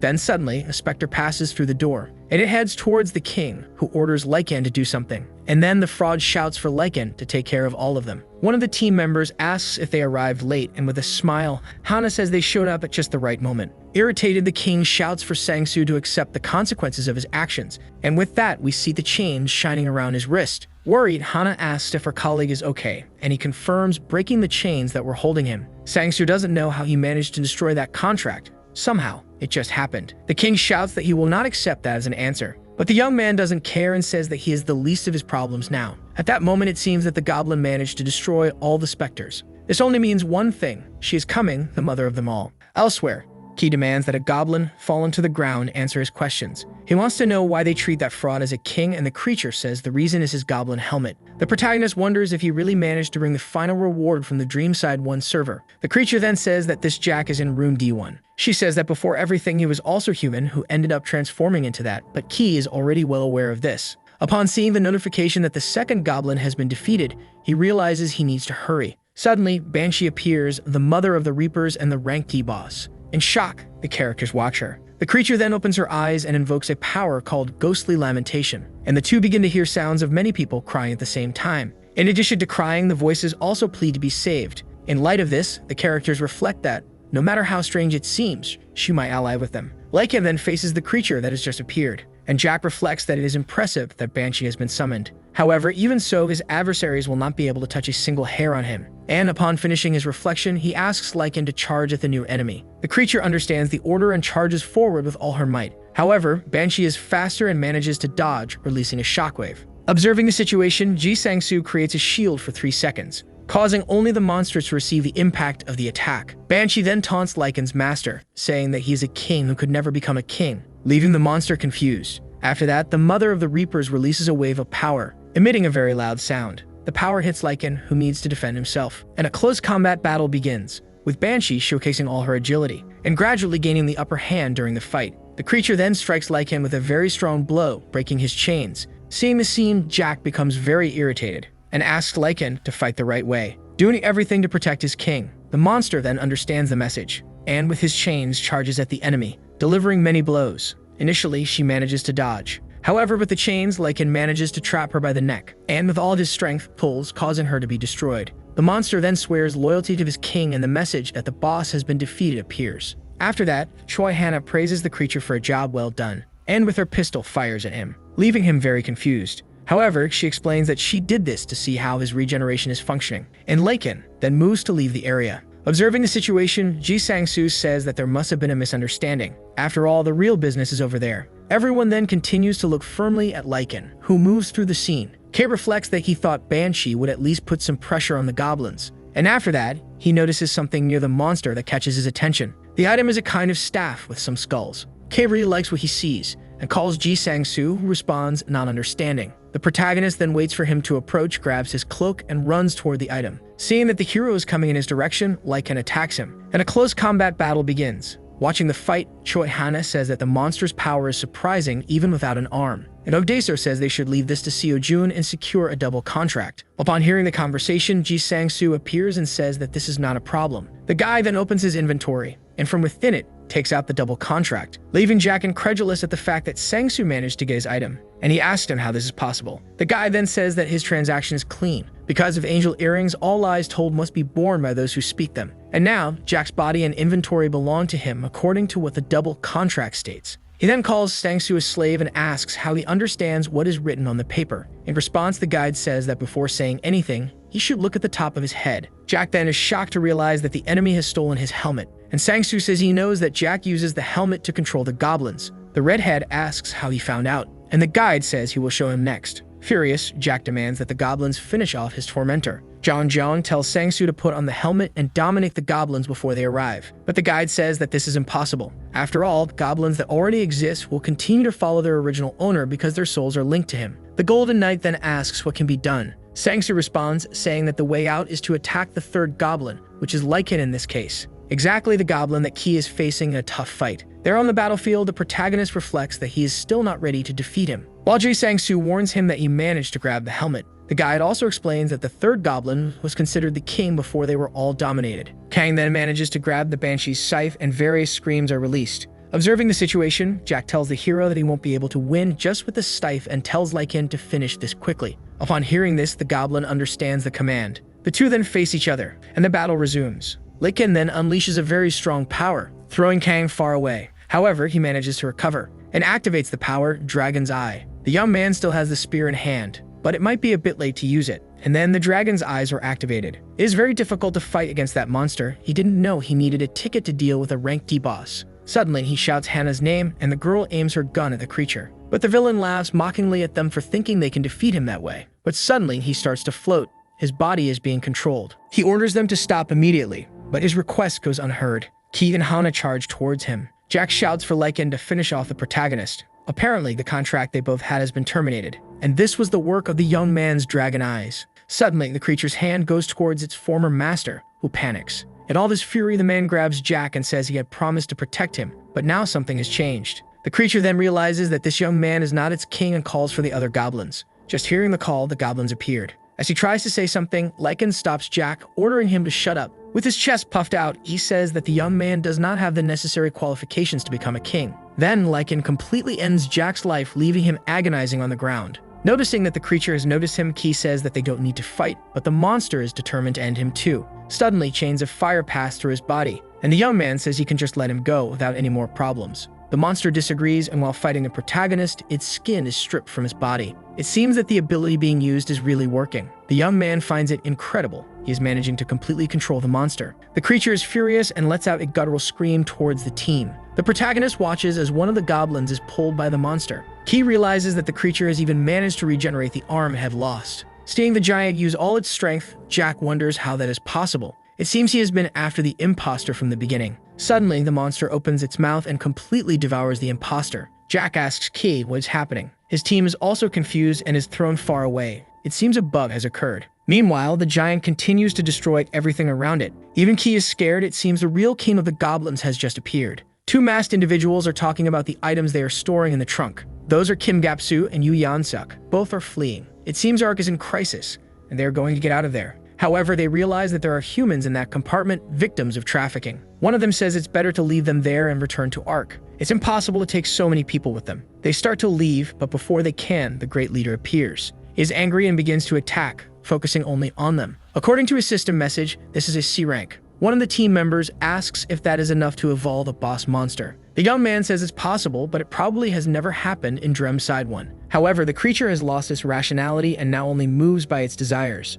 And its desire is to become stronger and stronger. The boy explains that the virus causing the dungeon disease and triggering greed is the Poja virus. There may be a variable that was applied to it here that wasn't in the first world. However, the strange energy on its neck is suspicious, and for him, there's a way to attack something that magnitude. Suddenly, he cuts a bit of the skin on his hand, leaving his group confused about what he is doing. And so he manages to activate the goblin's helmet equipment, that is called Chimamorio. Kei looks at the beast with determination. To control the beast, he must become one himself. Then he notices several souls around him, including those of children. Now the weapon Blade of Landel de Von Dissy has been equipped. He is impressed that he can use it, and he asks his colleague to step back as their soul might end up being absorbed too. The level of the Chimamorio changes based on how many souls are being used, and the beast has already absorbed an endless number of souls. And Ki needs to find a way to end this with the little time he has. With great speed, he rushes towards the creature. Ki's hand is trembling, which means he needs to find the monster's weakness quickly. Other masked figures are startled to realize that the protagonist is indeed human, but Ki simply tells them to get out of there if they don't want to lose their lives.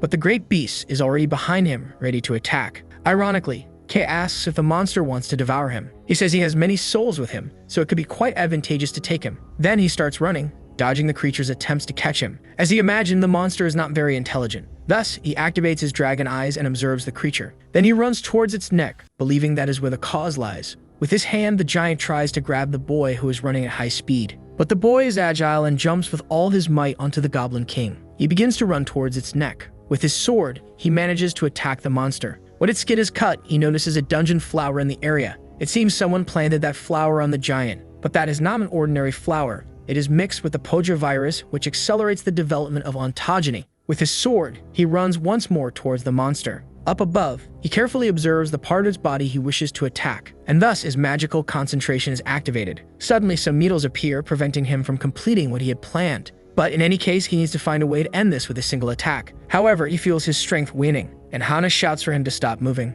She uses her weapon to attack the Goblin King. This destroys it, and he is finally removed. Kei activates his danger skill detection, and suddenly, the souls begin to exit. Kang suspects this happened because they lost their central point, and he planned to attack the source so that the enemy could not use the souls to increase its strength. However, if it continues like this, a flood will occur. And considering that the dead souls attack the living instantly, the loose souls could end up causing a massacre. So he needs to control them, otherwise, the damage will be great. However, he reflects that he needs to control his energies as he has already spent too much. And he tries to think of another method. The protagonist sees Lycan sleeping and then has a great idea. He decides to use the third goblin to his advantage. After all, goblins can control souls. However, this could end up being quite risky, in case Lycan becomes a complete Chimamoreo. But even with all the risk, he decides he will give the helmet to the goblin, hoping that he will just put the souls to sleep. At that moment, a loud noise is heard, and goblins begin to appear. Ki then asks Lycan to use the helmet to seal them, and it is explained that because the goblins eat themselves, the power of the helmet was sealed, and they became common monsters.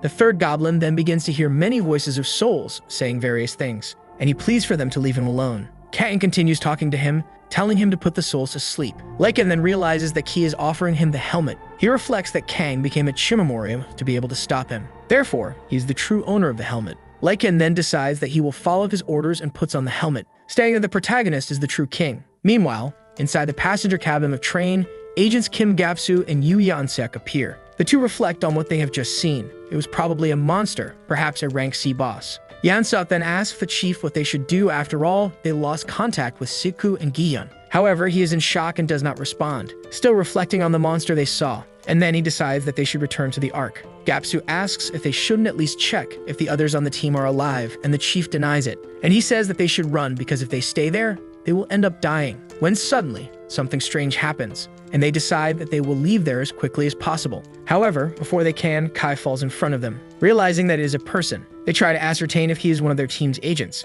However, when they approach, Lycan appears and tells them to back off. The two then get startled, and the goblin continues to order them not to come closer. Both are confused by what they see, because Lycan is in a very small form, and the third goblin keeps shouting. The story then cuts to Jack, who is reflecting on the monstrous power, and also on the fact that the third goblin has disappeared. The man says that when he finds the one responsible for the disappearance, he will deal with him with his own hands. After all, that was a very stupid decision, when suddenly, he notices something strange, and begins to lose strength in his body, falling hard to the ground. Then Ji Sang-soo approaches and calls him slave number 1. The guy tells him not to do anything foolish as he might end up dying. Jack then asks who he is. Sang-soo reflects on what he should do, and after deciding, says that he's a much more wicked merchant than Jack. Leaving there, it is shown that Kang is lost among the souls, and he reflects that he will probably be devoured. Suddenly, he wakes up in a hospital bed, and Lycan asks if he has regained consciousness. However, upon seeing him, the protagonist is completely confused, and is informed that Ki has received the title of King of the Goblins.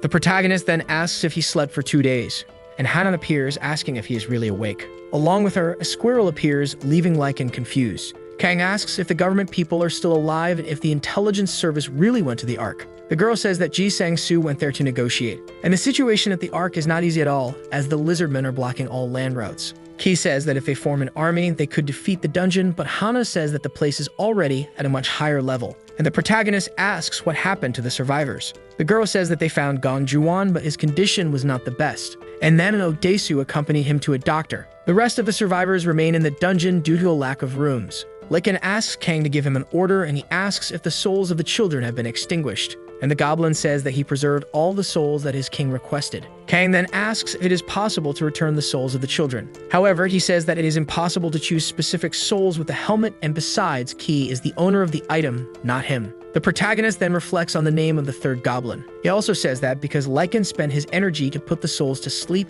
lending the helmet now will not help. The creature then says that the solution is for Kang to acquire the dignity of a king, and he asks what that is. Suddenly, Ji Sang-soo appears in the room, saying that he has returned from the Ark. Kang asks if the detective came too, and he says no, as Gong Juan's condition is very bad. And then Jack enters the room, leaving everyone confused. But Sang-soo says that he is there under his command, and explains about the angel earrings. However, Kang says that the guide already deceived him when he wore the earrings, and he says that at that time the penalties did not apply. The protagonist then asks what Sang-soo knows about Jack, and he says that his memories were erased, and he fights with the redhead when he sees them roll in their eyes. Kang then asks what he knows about the dignity of a king, and the guide says that he needs a goblin horn as it is what controls the souls. He continues, saying that he has one of those items in a place called Bermuda, and he knows this because an exploration team disappeared there. Leader Kim Canriel sent a very important distress signal. The island of Bermuda is a place related to goblins, and therefore the intelligence service requested an investigation. Kang then asks if the goblin's fear is enough, and Lycan says that with the horn, he will have more dignity.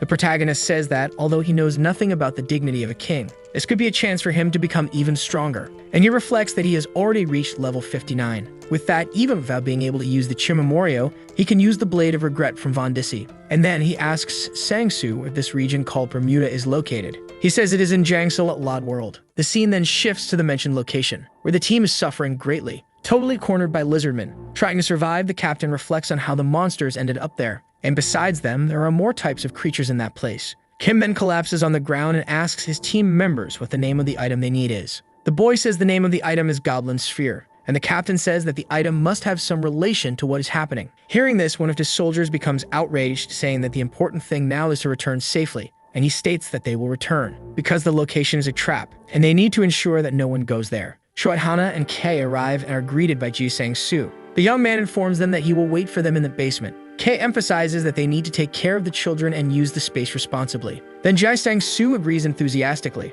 reinforcing that they don't need to worry, but the dude doesn't seem confident. Kei realizes that the dungeon boss is still the third goblin, so the authority of the dungeon is in his hands. This needs to be clarified soon. Arriving at the dungeon, Choi, Hana, and Kei illuminate the path with their cell phone flashlight, but there were no traces of people or monsters. And precisely because there were no traces, it became even stranger for them. Choi Hana was feeling excited to visit Lot World. The Golden Knight wants to know if Choi Hana has been to Lot World before. She deflects, saying she has never had an event there. Kai reveals that Choi Hana is like a celebrity in South Korea. The three friends finally arrive at Lot World. Excited, Choi Hana and the Golden Knight go ahead and urge Kei to hurry. He doesn't seem as excited, finding everything strangely organized. It seemed like no one had been there since the fateful day. The trio then enters Lot World. Choi Hana was radiant. She realizes how enormous that place is, and Jong suggests they take a walk, while Kei remains suspicious. Kei feels good about returning to his routine for a while, but his brief relief is interrupted by an unknown sound. Then he activates his dragon eye power. A dense wave of mysterious energy invades the area, but they come across an innocuous musical carousel. Totally confused, Jong wonders what is happening there. Kei orders everyone to prepare. The trio readies their defensive weapons. Understanding what that was, Kei realizes a large horde is approaching. To protect himself, he activates his Blade of Regret and points the direction to his partners. But he finds himself in the middle of Lot World, full of people and functioning. People are happy and are welcomed over loudspeakers. Kei is incredulous about the reality he has ended up in. Still, cheerful messages about how magical that place is sound over the loudspeakers. Finally, Choi Hana finds him and asks what all of that was, but Kei doesn't know how to respond. Two girls spot Choi Hana and are very surprised by how amazing she is. Whispers begin among the people. Some are shocked to see Choi Hana right before their eyes. Others think it might be someone in cosplay. Kei calls her over. She doesn't know what is happening, but is trying to protect them. Then he activates his smoke grenade to get them out of there. When fired, it creates a thick fog. The visitors of Lot World become disoriented by the smoke. They search for Hana throughout the park, but they realize she has simply disappeared. Some lament not having taken pictures of her presence on social media. Then Kei notices that their outfits are causing them to be recognized, and suggests looking for a place to change clothes. They find a store that serves that purpose, and after a few minutes they leave the store dressed as students. Choi Hana comments that she hasn't worn a uniform in many years, and Kei agrees. Licken also disguises himself, obeying Kei. They find the Golden Knight, who prefers to keep his armor as he likes to attract attention, which doesn't really surprise Kei. Choi Hana asks if they are ready, but the Golden Knight comments on his outfit and hat. She explains that if he wants to go unnoticed, he needs to hide his face. Now properly disguised, they could walk around Lot World without being observed. Licken wants to know what a large tower is for. Could it be that there are very large humans occupying that space? Kei, tired, sits down for a bit. He hadn't realized how big Lot World was. Choi Hana realizes that nothing has happened until then. Everything seemed normal, with people chatting and happy music playing, as if everything that had happened before was just a dream. And that would be the new reality of Lot World. A piece of paper appears in front of Choi Hana. It was the ticket she had picked up that morning, but the issue date was from last year. She asks Kei if that meant they traveled through time, but he says no, it's just to look at the phone. She looks and confirms that the date was correct and they did not travel through time, but everything seemed to be showing a specific moment, as if everything were a grand illusion. It was disappointing to think that all of this would just disappear at some point. Then Choi Hana has an idea. She calls Kei and takes a picture of them. In fact, she thinks the photo turned out amazing. Even if it's an illusion, it was beautiful. Kei wonders if just one photo would make everything okay. The murmurs around them start again. The girls who had seen Choi Hana before recognize her despite the disguise. The girls wonder who the guy next to her is. Maybe he's a secret boyfriend. Kei realizes, annoyed, that they are drawing attention again. Maybe they should run away, suggests Choi Hana. Then the Golden Knight and Licken find them, and the group decides to actually run away from there. But they needed to know what they would do after the run. Kei activates his dragon eye and realizes he needs to investigate that riddle. Lot World was as usual. The Ferris wheel was working and music played in the background. The group decided to take a ride on the Ferris wheel. Kei realizes that this was indeed not a dungeon. Choi Hana is confused by Kei's statement. She wonders where they would be if not in an unfinished dungeon. Kei came to this conclusion because he hadn't received any entrance messages to the dungeon since they arrived. The Golden Knight agrees.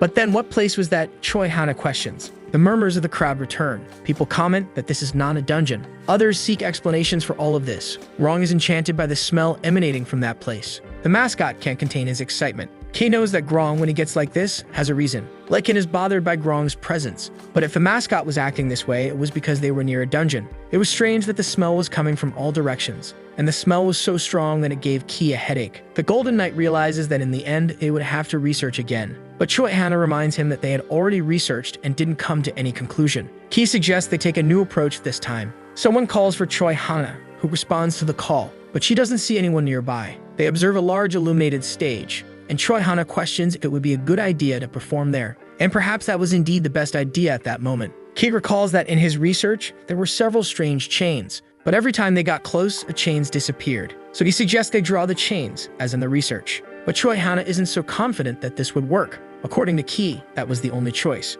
The Golden Knight warns that the stage setup is ready. Key praises his friend's work. Insecure, Choi Hana tries to concentrate. They needed to put on at least a convincing performance. Even if it was a possible illusion, the audience might believe it. The stage lights are ready, and white smoke begins to appear. The audience starts to realize that something is about to happen on stage. They comment on Choi Hana doing a musical performance, because other park goers had already said they had seen Choi Hana around. The stage structure was ready. Choi Hana arrives and grabs the microphone. To start, she invites everyone to dance. The audience goes wild when they realize it was real. Choi Hana was really there. Everyone allows themselves to dance and sing to the rhythm of the music. From backstage, Kei notices how good Choi Hana is at this. The Golden Knight next to Key gets excited about the performance. Kei wonders if he should be enjoying it and activates the Dragon Eye. He feels he should let her do all the work alone. Then, with the Dragon Eye activated, he took them out of there. Mascots start appearing one by one. In total, there are 3 of them showing up. They were the same mascots that appeared when they arrived. Kei realizes that the mascots were also on the carousel, and in all the places where Choi Hana gathered people around her. Kei warns the group to get ready, because the guests were going to take a ride. Choi Hana looks at him confidently. The 3 mascots have a strange expression. They say they will indeed take a ride,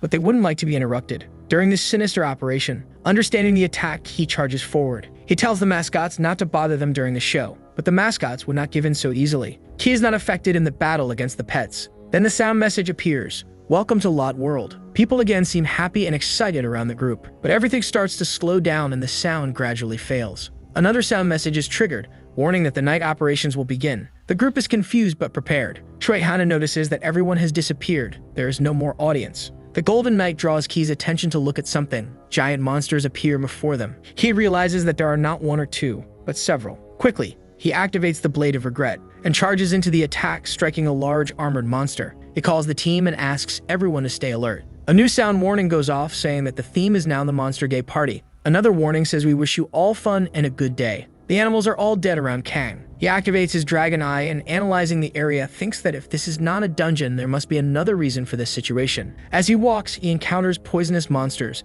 The pink rabbit is still there holding the sphere. Kay is pleased to have found the object again. Gaining speed, he charges at the rabbit, but the animal escapes, clutching the item. Meanwhile, the Golden Knight faces those monsters, generating explosions with his powerful weapon. Choi Hana comments that there are many of them. The rabbit has disappeared, and Key looks around in search of it. Suddenly, he spots the creature running in another direction. He hurries to follow. Meanwhile, in the arc of Zone 3, guards confront a young man who has just arrived. Surrendered, he introduces himself as player Kim Hoon, a member of Kim Kang-ryul's unit, and asks to be taken to Captain Nahanzak. In his office, the captain listens to the news, outraged that everyone survived the Bermuda region. On the other side of the radio, the young man explains that he managed to escape because he has a teleportation ability, but the others are still trapped. The Late World, also known as the Bermuda region, as expected, is a great trap, and they discovered signs of the dungeon there. But its classification is at least level D. The boy says it is possible that it is level C and emphasizes that they need support. Listening to everything in shock, the captain becomes worried when the young man says that high-level players should not enter that place. He states that he does not have all the details but reiterates that the circumstances in the area seem linked to memory. For high-level players, memories can be a curse. Sweating and worried, the captain says this is a big problem and emphasizes that he has already sent a support team. About an hour ago, outside Lot World, the affiliated team from the company realizes that the place has not been transformed into a dungeon, but although they leave marks, this is not a rule. Leader Yoon Bambu asks if it is confirmed that Key was seen in that direction. His colleague confirms that yes, that is where he guided the train. He explains that this location is known as the Bermuda region, and Bambu is outraged because there are many records of disappearances there. commenting that no investigation has been disclosed, but that no one has ever returned alive after venturing there. Byung-hoo can only conclude that for Ki to have taken such a risk, he surely knows something. Perhaps that is where the source of his power lies. He then issues an order to his team determining that whatever they find, they must follow Ki's tracks. Without thinking much, they cross the portal. But upon arriving on the other side, they are surprised to find life, children playing, and many people moving about. They wonder if this is real since the same location that looks like an abandoned park from the outside pulses with joy on a sunny day. Byung-hoo reveals that he does not understand what he sees but observes that everything is intact around as if the dream side too is about to happen. The leader asks his team to follow him as they will try to discover what is behind this situation. As they walk, the masked figures attract everyone's attention. Further ahead, they hear a famous song by idol TRYHARD. Everyone is surprised and wonders if she is really performing. Byung-hoo remembers that the young woman is part of Ki's team. They decide to walk to the stage but are surprised when suddenly the day turns to night. Without time to think, they are attacked by a huge, monstrous wolf. The beast tries to bite Byung-hoo, but he dodges, draws his sword, and charges at the creature with all his might. Other monsters appear in pursuit, including humans and cyborgs. The commander orders everyone to prepare for battle and attack without mercy. But suddenly something or someone catches his attention. Indignant, Byung-hoo stands before a warrior. It's Ki, like an imposing hero with bright yellow eyes, clad in powerful armor. TRYHARD aims and shoots at the monsters mercilessly. Lycan says he needs to become stronger for his lord. The enormous red goblin appears. Filled with rage for having meddled with his lord, Lycan attacks him. But the goblin is stronger and knocks him away with a punch. About to take another hit and be defeated, Lycan is saved by the Golden Knight. In the Knight's arms, he protests, kicking because he can't believe he's going to lose to a level 2 goblin when he's a level 3. Trying to calm things down, Jong simply says they need to escape. However, as soon as he turns around, he comes face to face with a gigantic Viking carrying a piece of firewood. Jong panics, but before he can take action, a bullet pierces the old Nordic man's head. He falls to the ground with a thud. The idol warns her friends to be careful. The knight shouts that there are still many of them. Still in Jong's arms, Lycan says it's better to flee because he has lost his power. Reflecting, the goblin thinks that perhaps he exhausted his strength while controlling the souls earlier. But he does not regret following an order from his lord. Both are still trying to find an escape route. Jong walks ahead and encounters Kei. He observes that his companion is transformed using magical power. With this energy, he can easily destroy all the monsters. But upon hearing him, Ki doesn't hesitate and charges at his friend. Jong is taken aback and doesn't understand why he is being attacked. Enormous before him, Ki glares at him with a sinister aura. Lycan warns that something seems off. The knight asks his friend if he did something wrong for him to act this way. But the young warrior unleashes a lightning bolt in his direction. Someone shouts for him to get away and blocks the attack. Surprisingly, it's the other version of Ki, dressed all in black, and he asks if his friends are okay. Lycan is confused to see two versions of his master. However, the real Ki tells his goblin friend to look closely and asks who the true king is to him. Upon activating the Goblin King title, Lycan is able to identify the correct version of the player. He wants to know how there can be two versions, but Ki cannot explain. With a black crown and empty eyes, the evil Ki glares at them. Preparing to strike, the good Ki activates his freezing flash skill, running like the wind towards his twin. The sword shines, and the young man strikes his enemy. Now Jong, TRYHARD, Lycan, and Ki catch their breath, leaning against a wall. Exhausted, Jong comments on the fact that with the fall of night, the monsters simply appeared, and TRYHARD says that makes more sense. She questions if it was really a version of him that they just saw, and he confirms. TRYHARD asks if this has to do with that item. The sphere carried by the rabbit pet is somehow responsible for the strange flow permeating Lot World, and that item must be the Goblin Globe. In that case, Hana suggests they should capture the pet and get rid of the sphere. He adds that just like people, the monsters must be illusions with real forms. The colleagues pay attention to the explanation. He concludes that all of this is related to memories. Jong questions him, and he says he hasn't transformed into an evil spirit since the haunted train. Besides them, no one there should know about this transformation.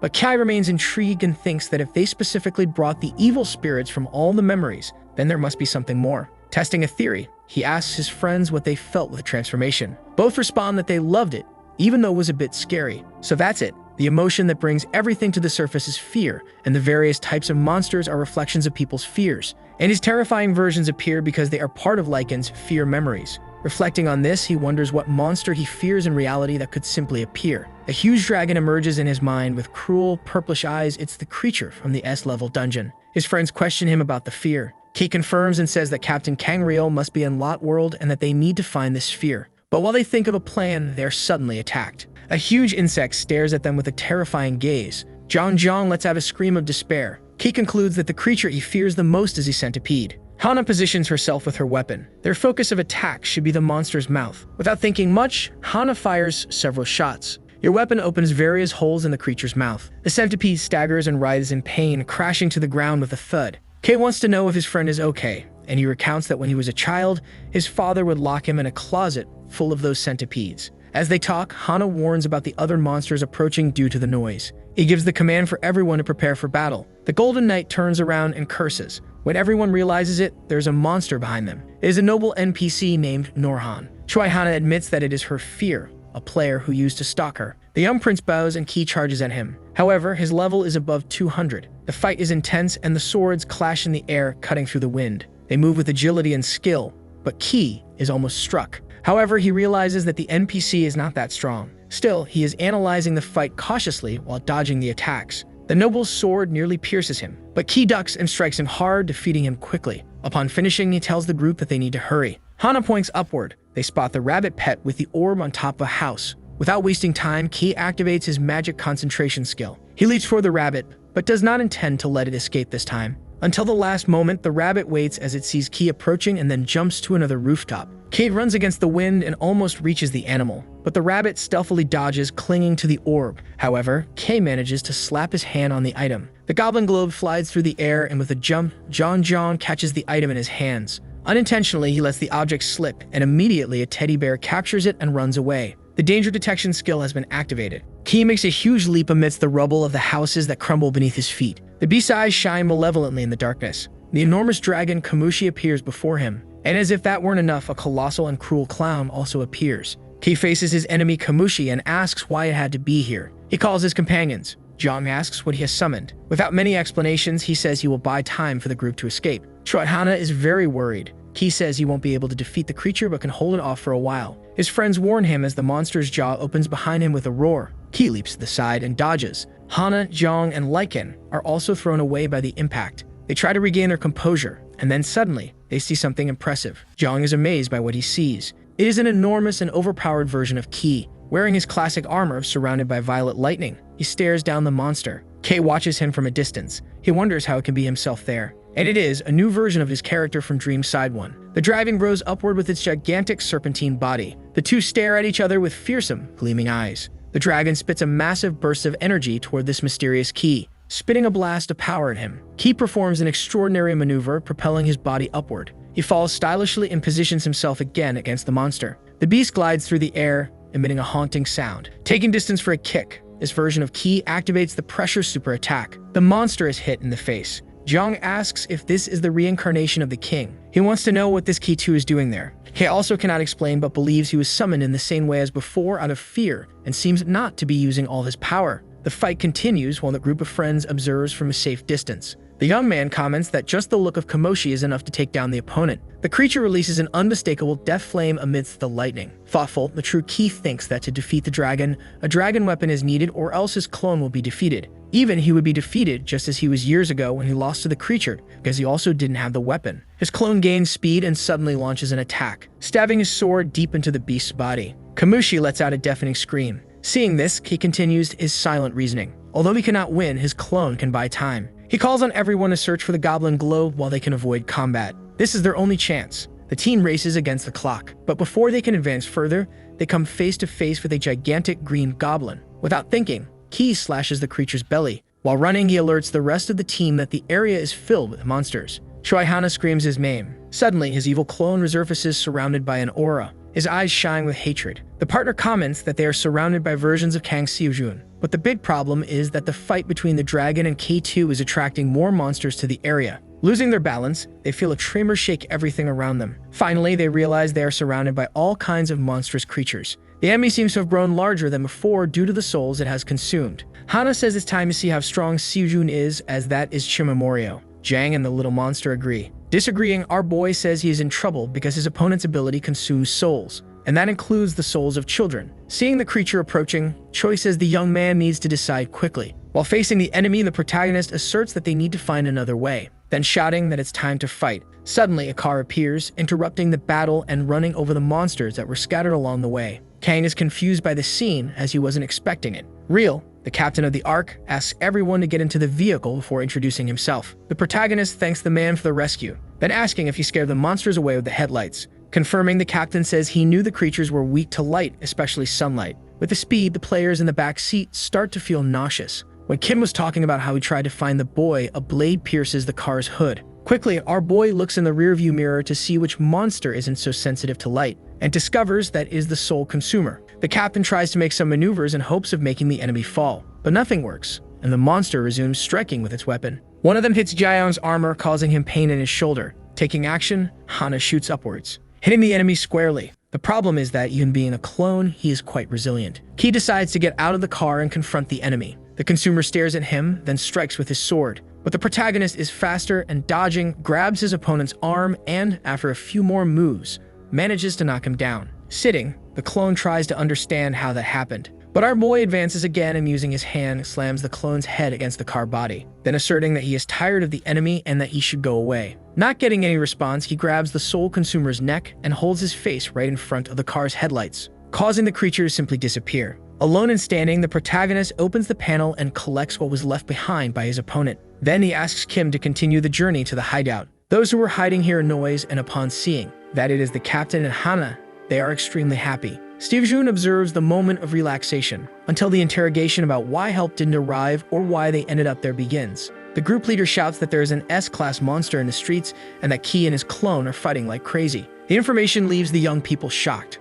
The protagonist realizes that people are confusing his clone with his true self, and they probably don't even know who Choi really is. Furious, Ryul says they need to invade the dungeon immediately. Approaching, our boy asks if the man found the dungeon, to which he replies yes. Then the group gathers to see the images from the drone controlled by one of the guys. He tells the captain that they are on their way. Quickly, the device reaches the lot tower. Kang asks if the guy could get closer, but he says that if he does, he will lose the connection, since that is not a normal dungeon. The duo sees that there is an entrance that looks more like a black hole. However, suddenly, the drone stops responding. Boots appear in the image. Worried, the protagonist asks the blue-haired guy to try to see who they are. As he moves the camera, they discover that they are the members of the company. Thinking, our boy concludes that it was the group who summoned Ki. The leader of the organization notices the presence and, without hesitation, crushes the device with his foot, leaving the drone's owner desperate. With his arms crossed, the protagonist says that it probably wasn't the company that created that dungeon, since if that were the case, his clone wouldn't have been summoned. Then he and Choi look at the captain, who doesn't seem to be doing very well. Desperate,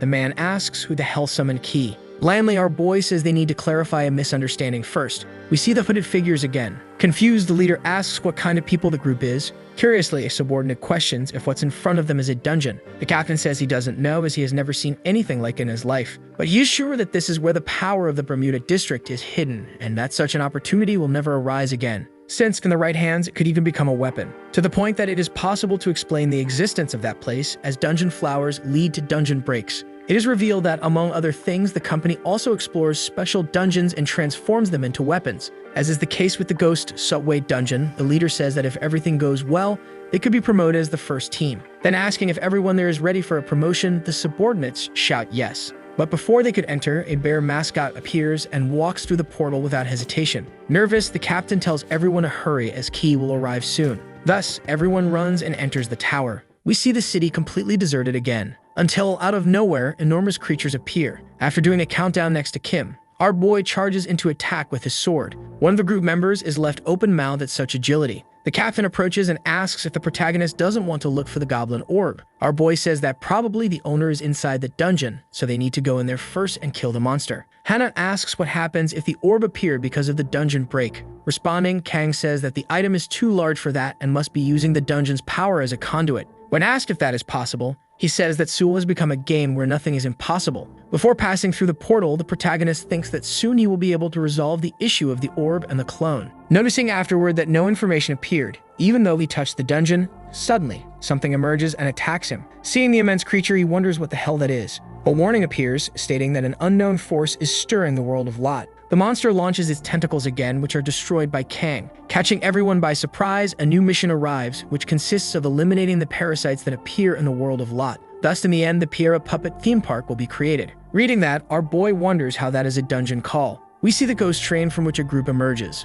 A guy with white hair thanks for the trip. Shrugging, a young man with pink hair says he did what he was paid to do. Thinking, the captain reflects on how it is possible for the boy to have taken control of the Class D dungeon and use it as a means of transportation. A young woman in armor calls for the man and says she will show him the place. Sometime later, the leader says they are about to enter a place they shouldn't be. Without turning around, the player says she knows there aren't many senior players with experience. The man then says that's why they are needed there, as they have the memories of the first version of the game. Then the duo comments on Key and Clark having entered that place as well. And the leader states that if the duo is out of that world, things will get ugly, so everyone must stay alert. Upon reaching their destination, the armored girl asks why the subway isn't blocked as they said, concluding next that the place was definitely collapsing before they arrived there. The group decides to go to the surface and are shocked when they come face to face with the enormous parasite. Confused, the captain asks what the hell that is, while another guy questions if it could be a dragon, which are classed as monsters. Suddenly, a slimy tentacle grabs the leg of the young redhead and lifts him into the air, until both simply disappear into a hole in the ground. All the group hears are the screams.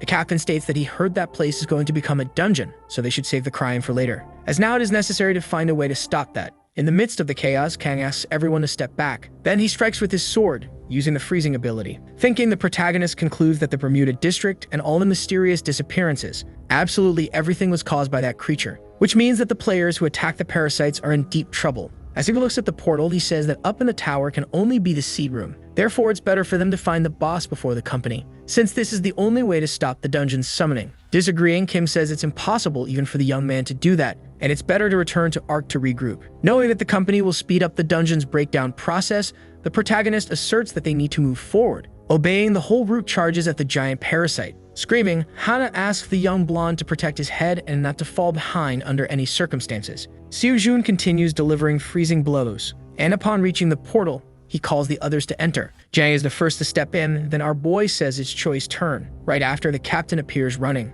leaving only our boy outside. The creature attacks him, eager for another meal, but he dodges and before disappearing, wishes her a good day. A message appears notifying that Pierre's secret seed room has been discovered and that the unknown flow will guide Kang. As he falls, he realizes something is wrong. We see Hana again wondering why she still seems to be in a lot world, concluding next that the group was randomly spat out around the tower. Suddenly, Lycan appears running, searching for his owner. The player says that Seojun must be somewhere and that everything will be fine, they just need to find the rest of the group. Seeing the expression of the little creature, she asks if it is scared. Denying it, the little monster says is not afraid of anything, showing that it is indeed like a child. Sometime later, Choi asks about the story that the little one was not always a monster, confirming. The goblin says he is a descendant of the goblin clan. Curious, the young woman asks how he then became a monster. With arms crossed, Lycan says he doesn't remember. Thinking, the player concludes that the creature seems like a kind of guide NPC and seeking the king's dignity must be a hidden mission. Suddenly, an explosion occurs and a black dragon full of teeth appears.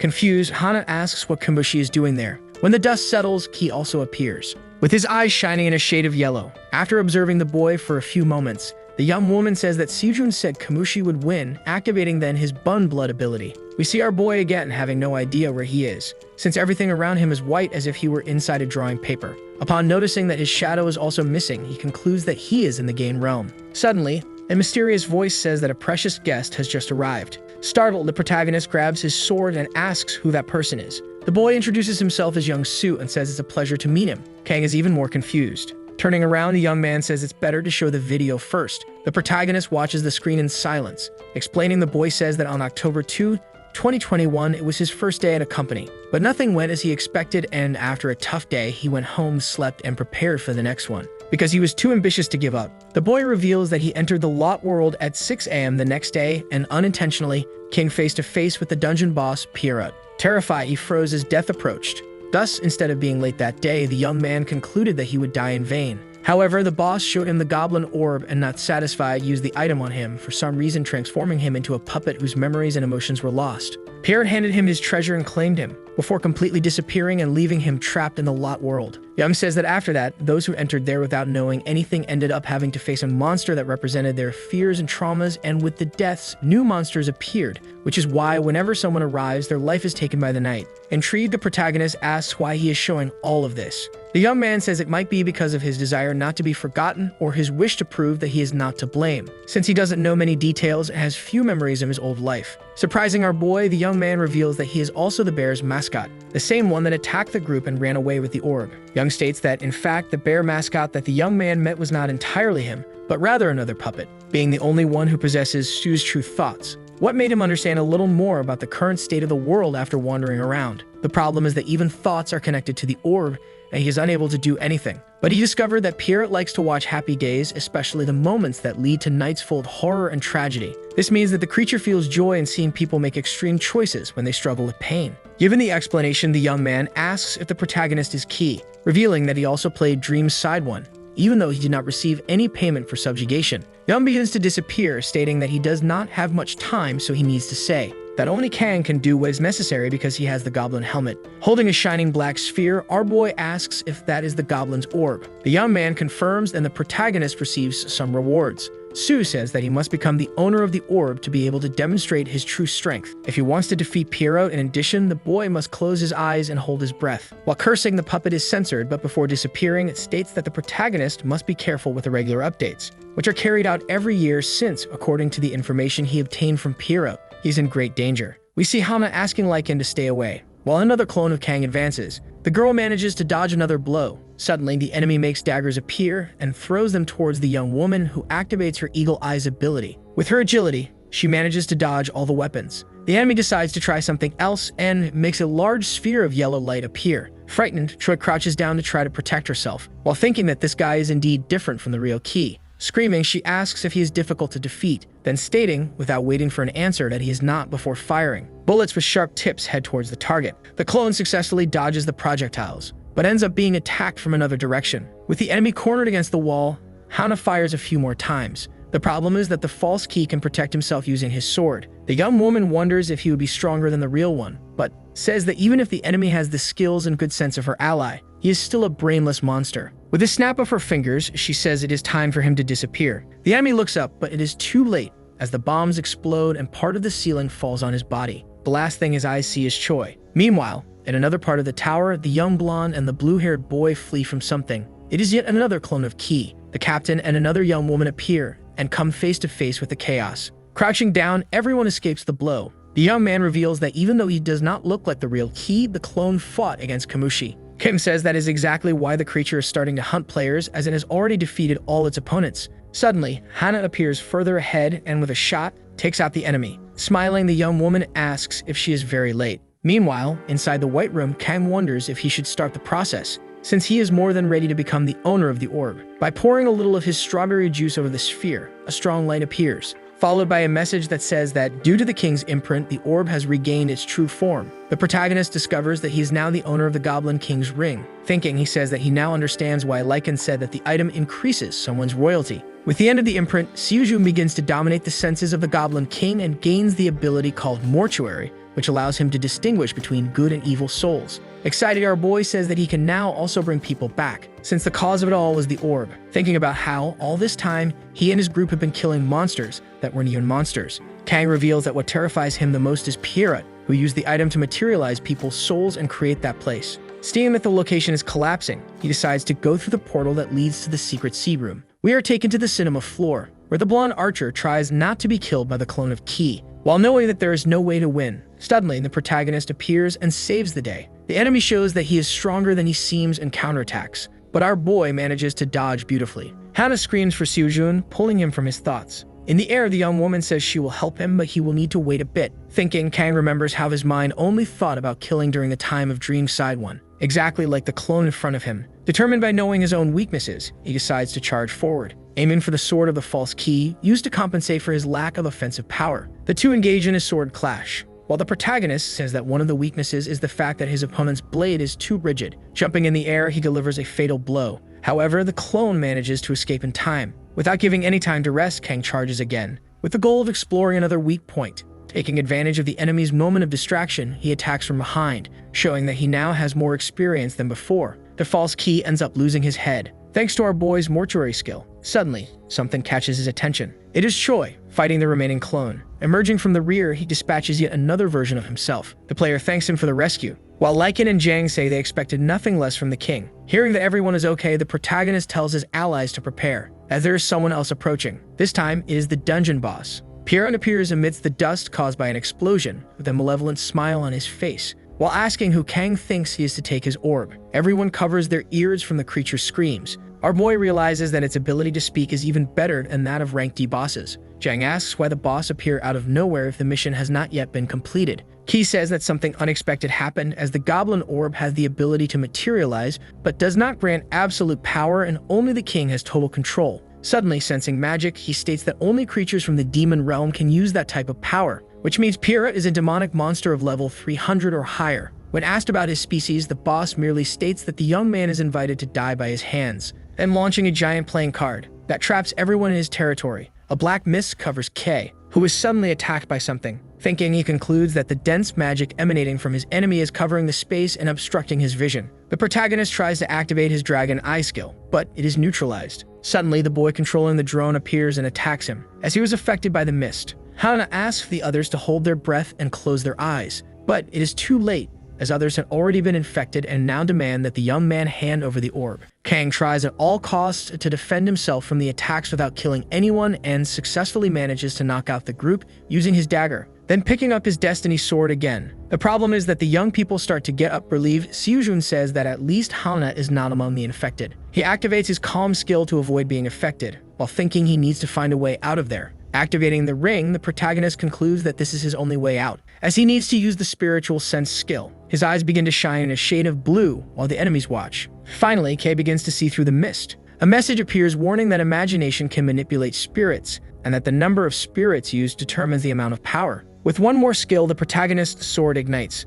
Thus, with a single strike, he cuts through the mist, concluding that this fire is special as it burns magic. Pierrot says that even so, the young man will end up as his puppet, attacking right after using all this power. Running, our boy uses his sword to defend himself, but upon getting close enough, the puppet launches a web shield, forcing him to pull back. Worried, Seojun says that at this rate, all the players there will be eliminated. Suddenly, Lycan, completely transformed thanks to the orb, opens a path for the boy, while the enemy continues to laugh uncontrollably. Charging forward, the protagonist says that enough is enough and face-to-face with Pierrot, states that the name of what is about to happen is karma. With the boss's defeat, a hidden ending is unlocked and a message appears stating that the theme park has not been completed, followed by another that says the dungeon call has failed. Upon reading that, Kang asks what the hell happened. Those who were previously infected come back to their senses. Frightened at seeing the bodies, the archer asks if he killed anyone. Thinking, the protagonist says that they won't remember causing harm to their allies as the fog affects the brain. Shouting, Real asks the guy to pull himself together, as it's not over yet, and that the priority for the living should be to get out of there. Approaching the protagonist, he asks if the boss's death has been confirmed, to which he replies yes, because in addition to experience points, he earned a title for the kill. Suddenly, someone asks him to look out the window. With wide eyes, Seojun asks how the Hell Seal disappeared. When questioned about what is happening, he says it looks a lot like the situation in Dream Side 1, which means they are in a space in the middle of absolute nothingness. Kim becomes even more confused, unlike Hana, who, knowing what it is about, questions whether that would be possible. Responding, our boy says yes, even if it is something rare. The captain asks if the duo is talking about the first reimbursement incident. It is revealed that just before the dungeonization in the first game, a bug occurred as soon as the dungeon was completed, that threw the players into a kind of dungeon, preventing them from logging back in forever. Thus, they were trapped in a dungeon with no exit, one from which is impossible to escape. Meanwhile, in front of Lot World, we see other teams still fighting against the parasite, which is determined to send everyone back to base. Worried, the captain thinks that even though they are the support team,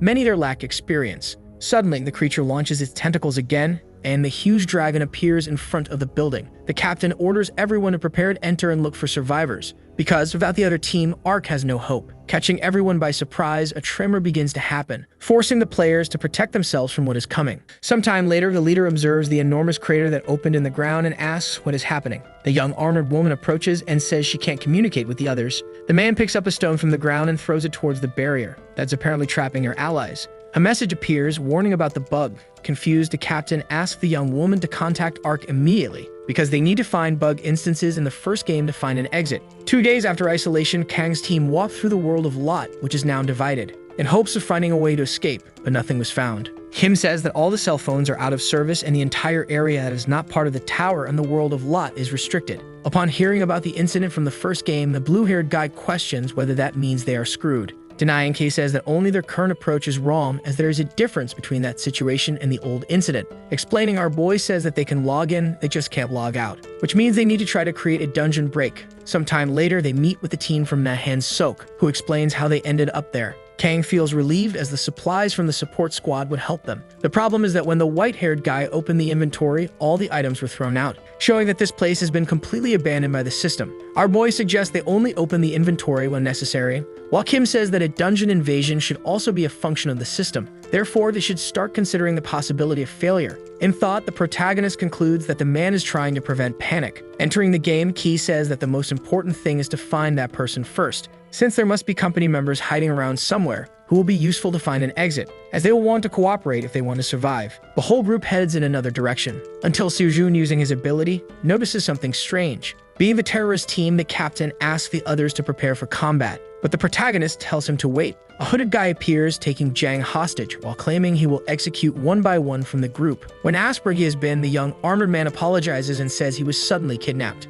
Taking the lead, our boy says he has a proposal to make. The leader of the organization appears and asks what his intention is, since he worked hard to end the so-called dungeon call and ended up trapped where he shouldn't be. Kang asks if the man had means to foresee such a disastrous situation, claiming next that he thought he was smarter. Irritated, the masked man shouts, but the protagonist reveals that he has a plan to get everyone out of there, and if they cooperate, it will be easier, but otherwise, things will just get a little more complicated. Crossing his arms, the hooded figure says he has no reason to listen to the young man. Showing that he knows what he's talking about, Key says that restoring the system won't fix everything. Suddenly, something catches everyone's attention. We see what appears to be a giant pair of scissors rising from the ground. Intrigued, our boy asks if that's really what he's seeing. One of the masked figures gets hit, while the others scream, before also being struck and disappearing completely. The protagonist concludes that the scissors can cut through space. Out of nowhere, mouse cursors appear and fly towards the group as if they were arrows. Thinking, our boy says that the easiest method during a game restoration is to restart everything to the moment before the error occurs, which means that the scissors are functioning like a Ctrl+T, aiming to erase everything they touch. Following someone's orders, Seojun stands before a dark mass. Then, another pair of scissors appears but aims at the environment. Showing that the goal is to restart the very space, the protagonist asks if the leader of the company is still thinking. He replies that he accepts the proposal, as long as the young man agrees to make a pact with him. So the video ends here. If you don't want to miss the next part, activate the notification bell, and see you next time on Tob's channel.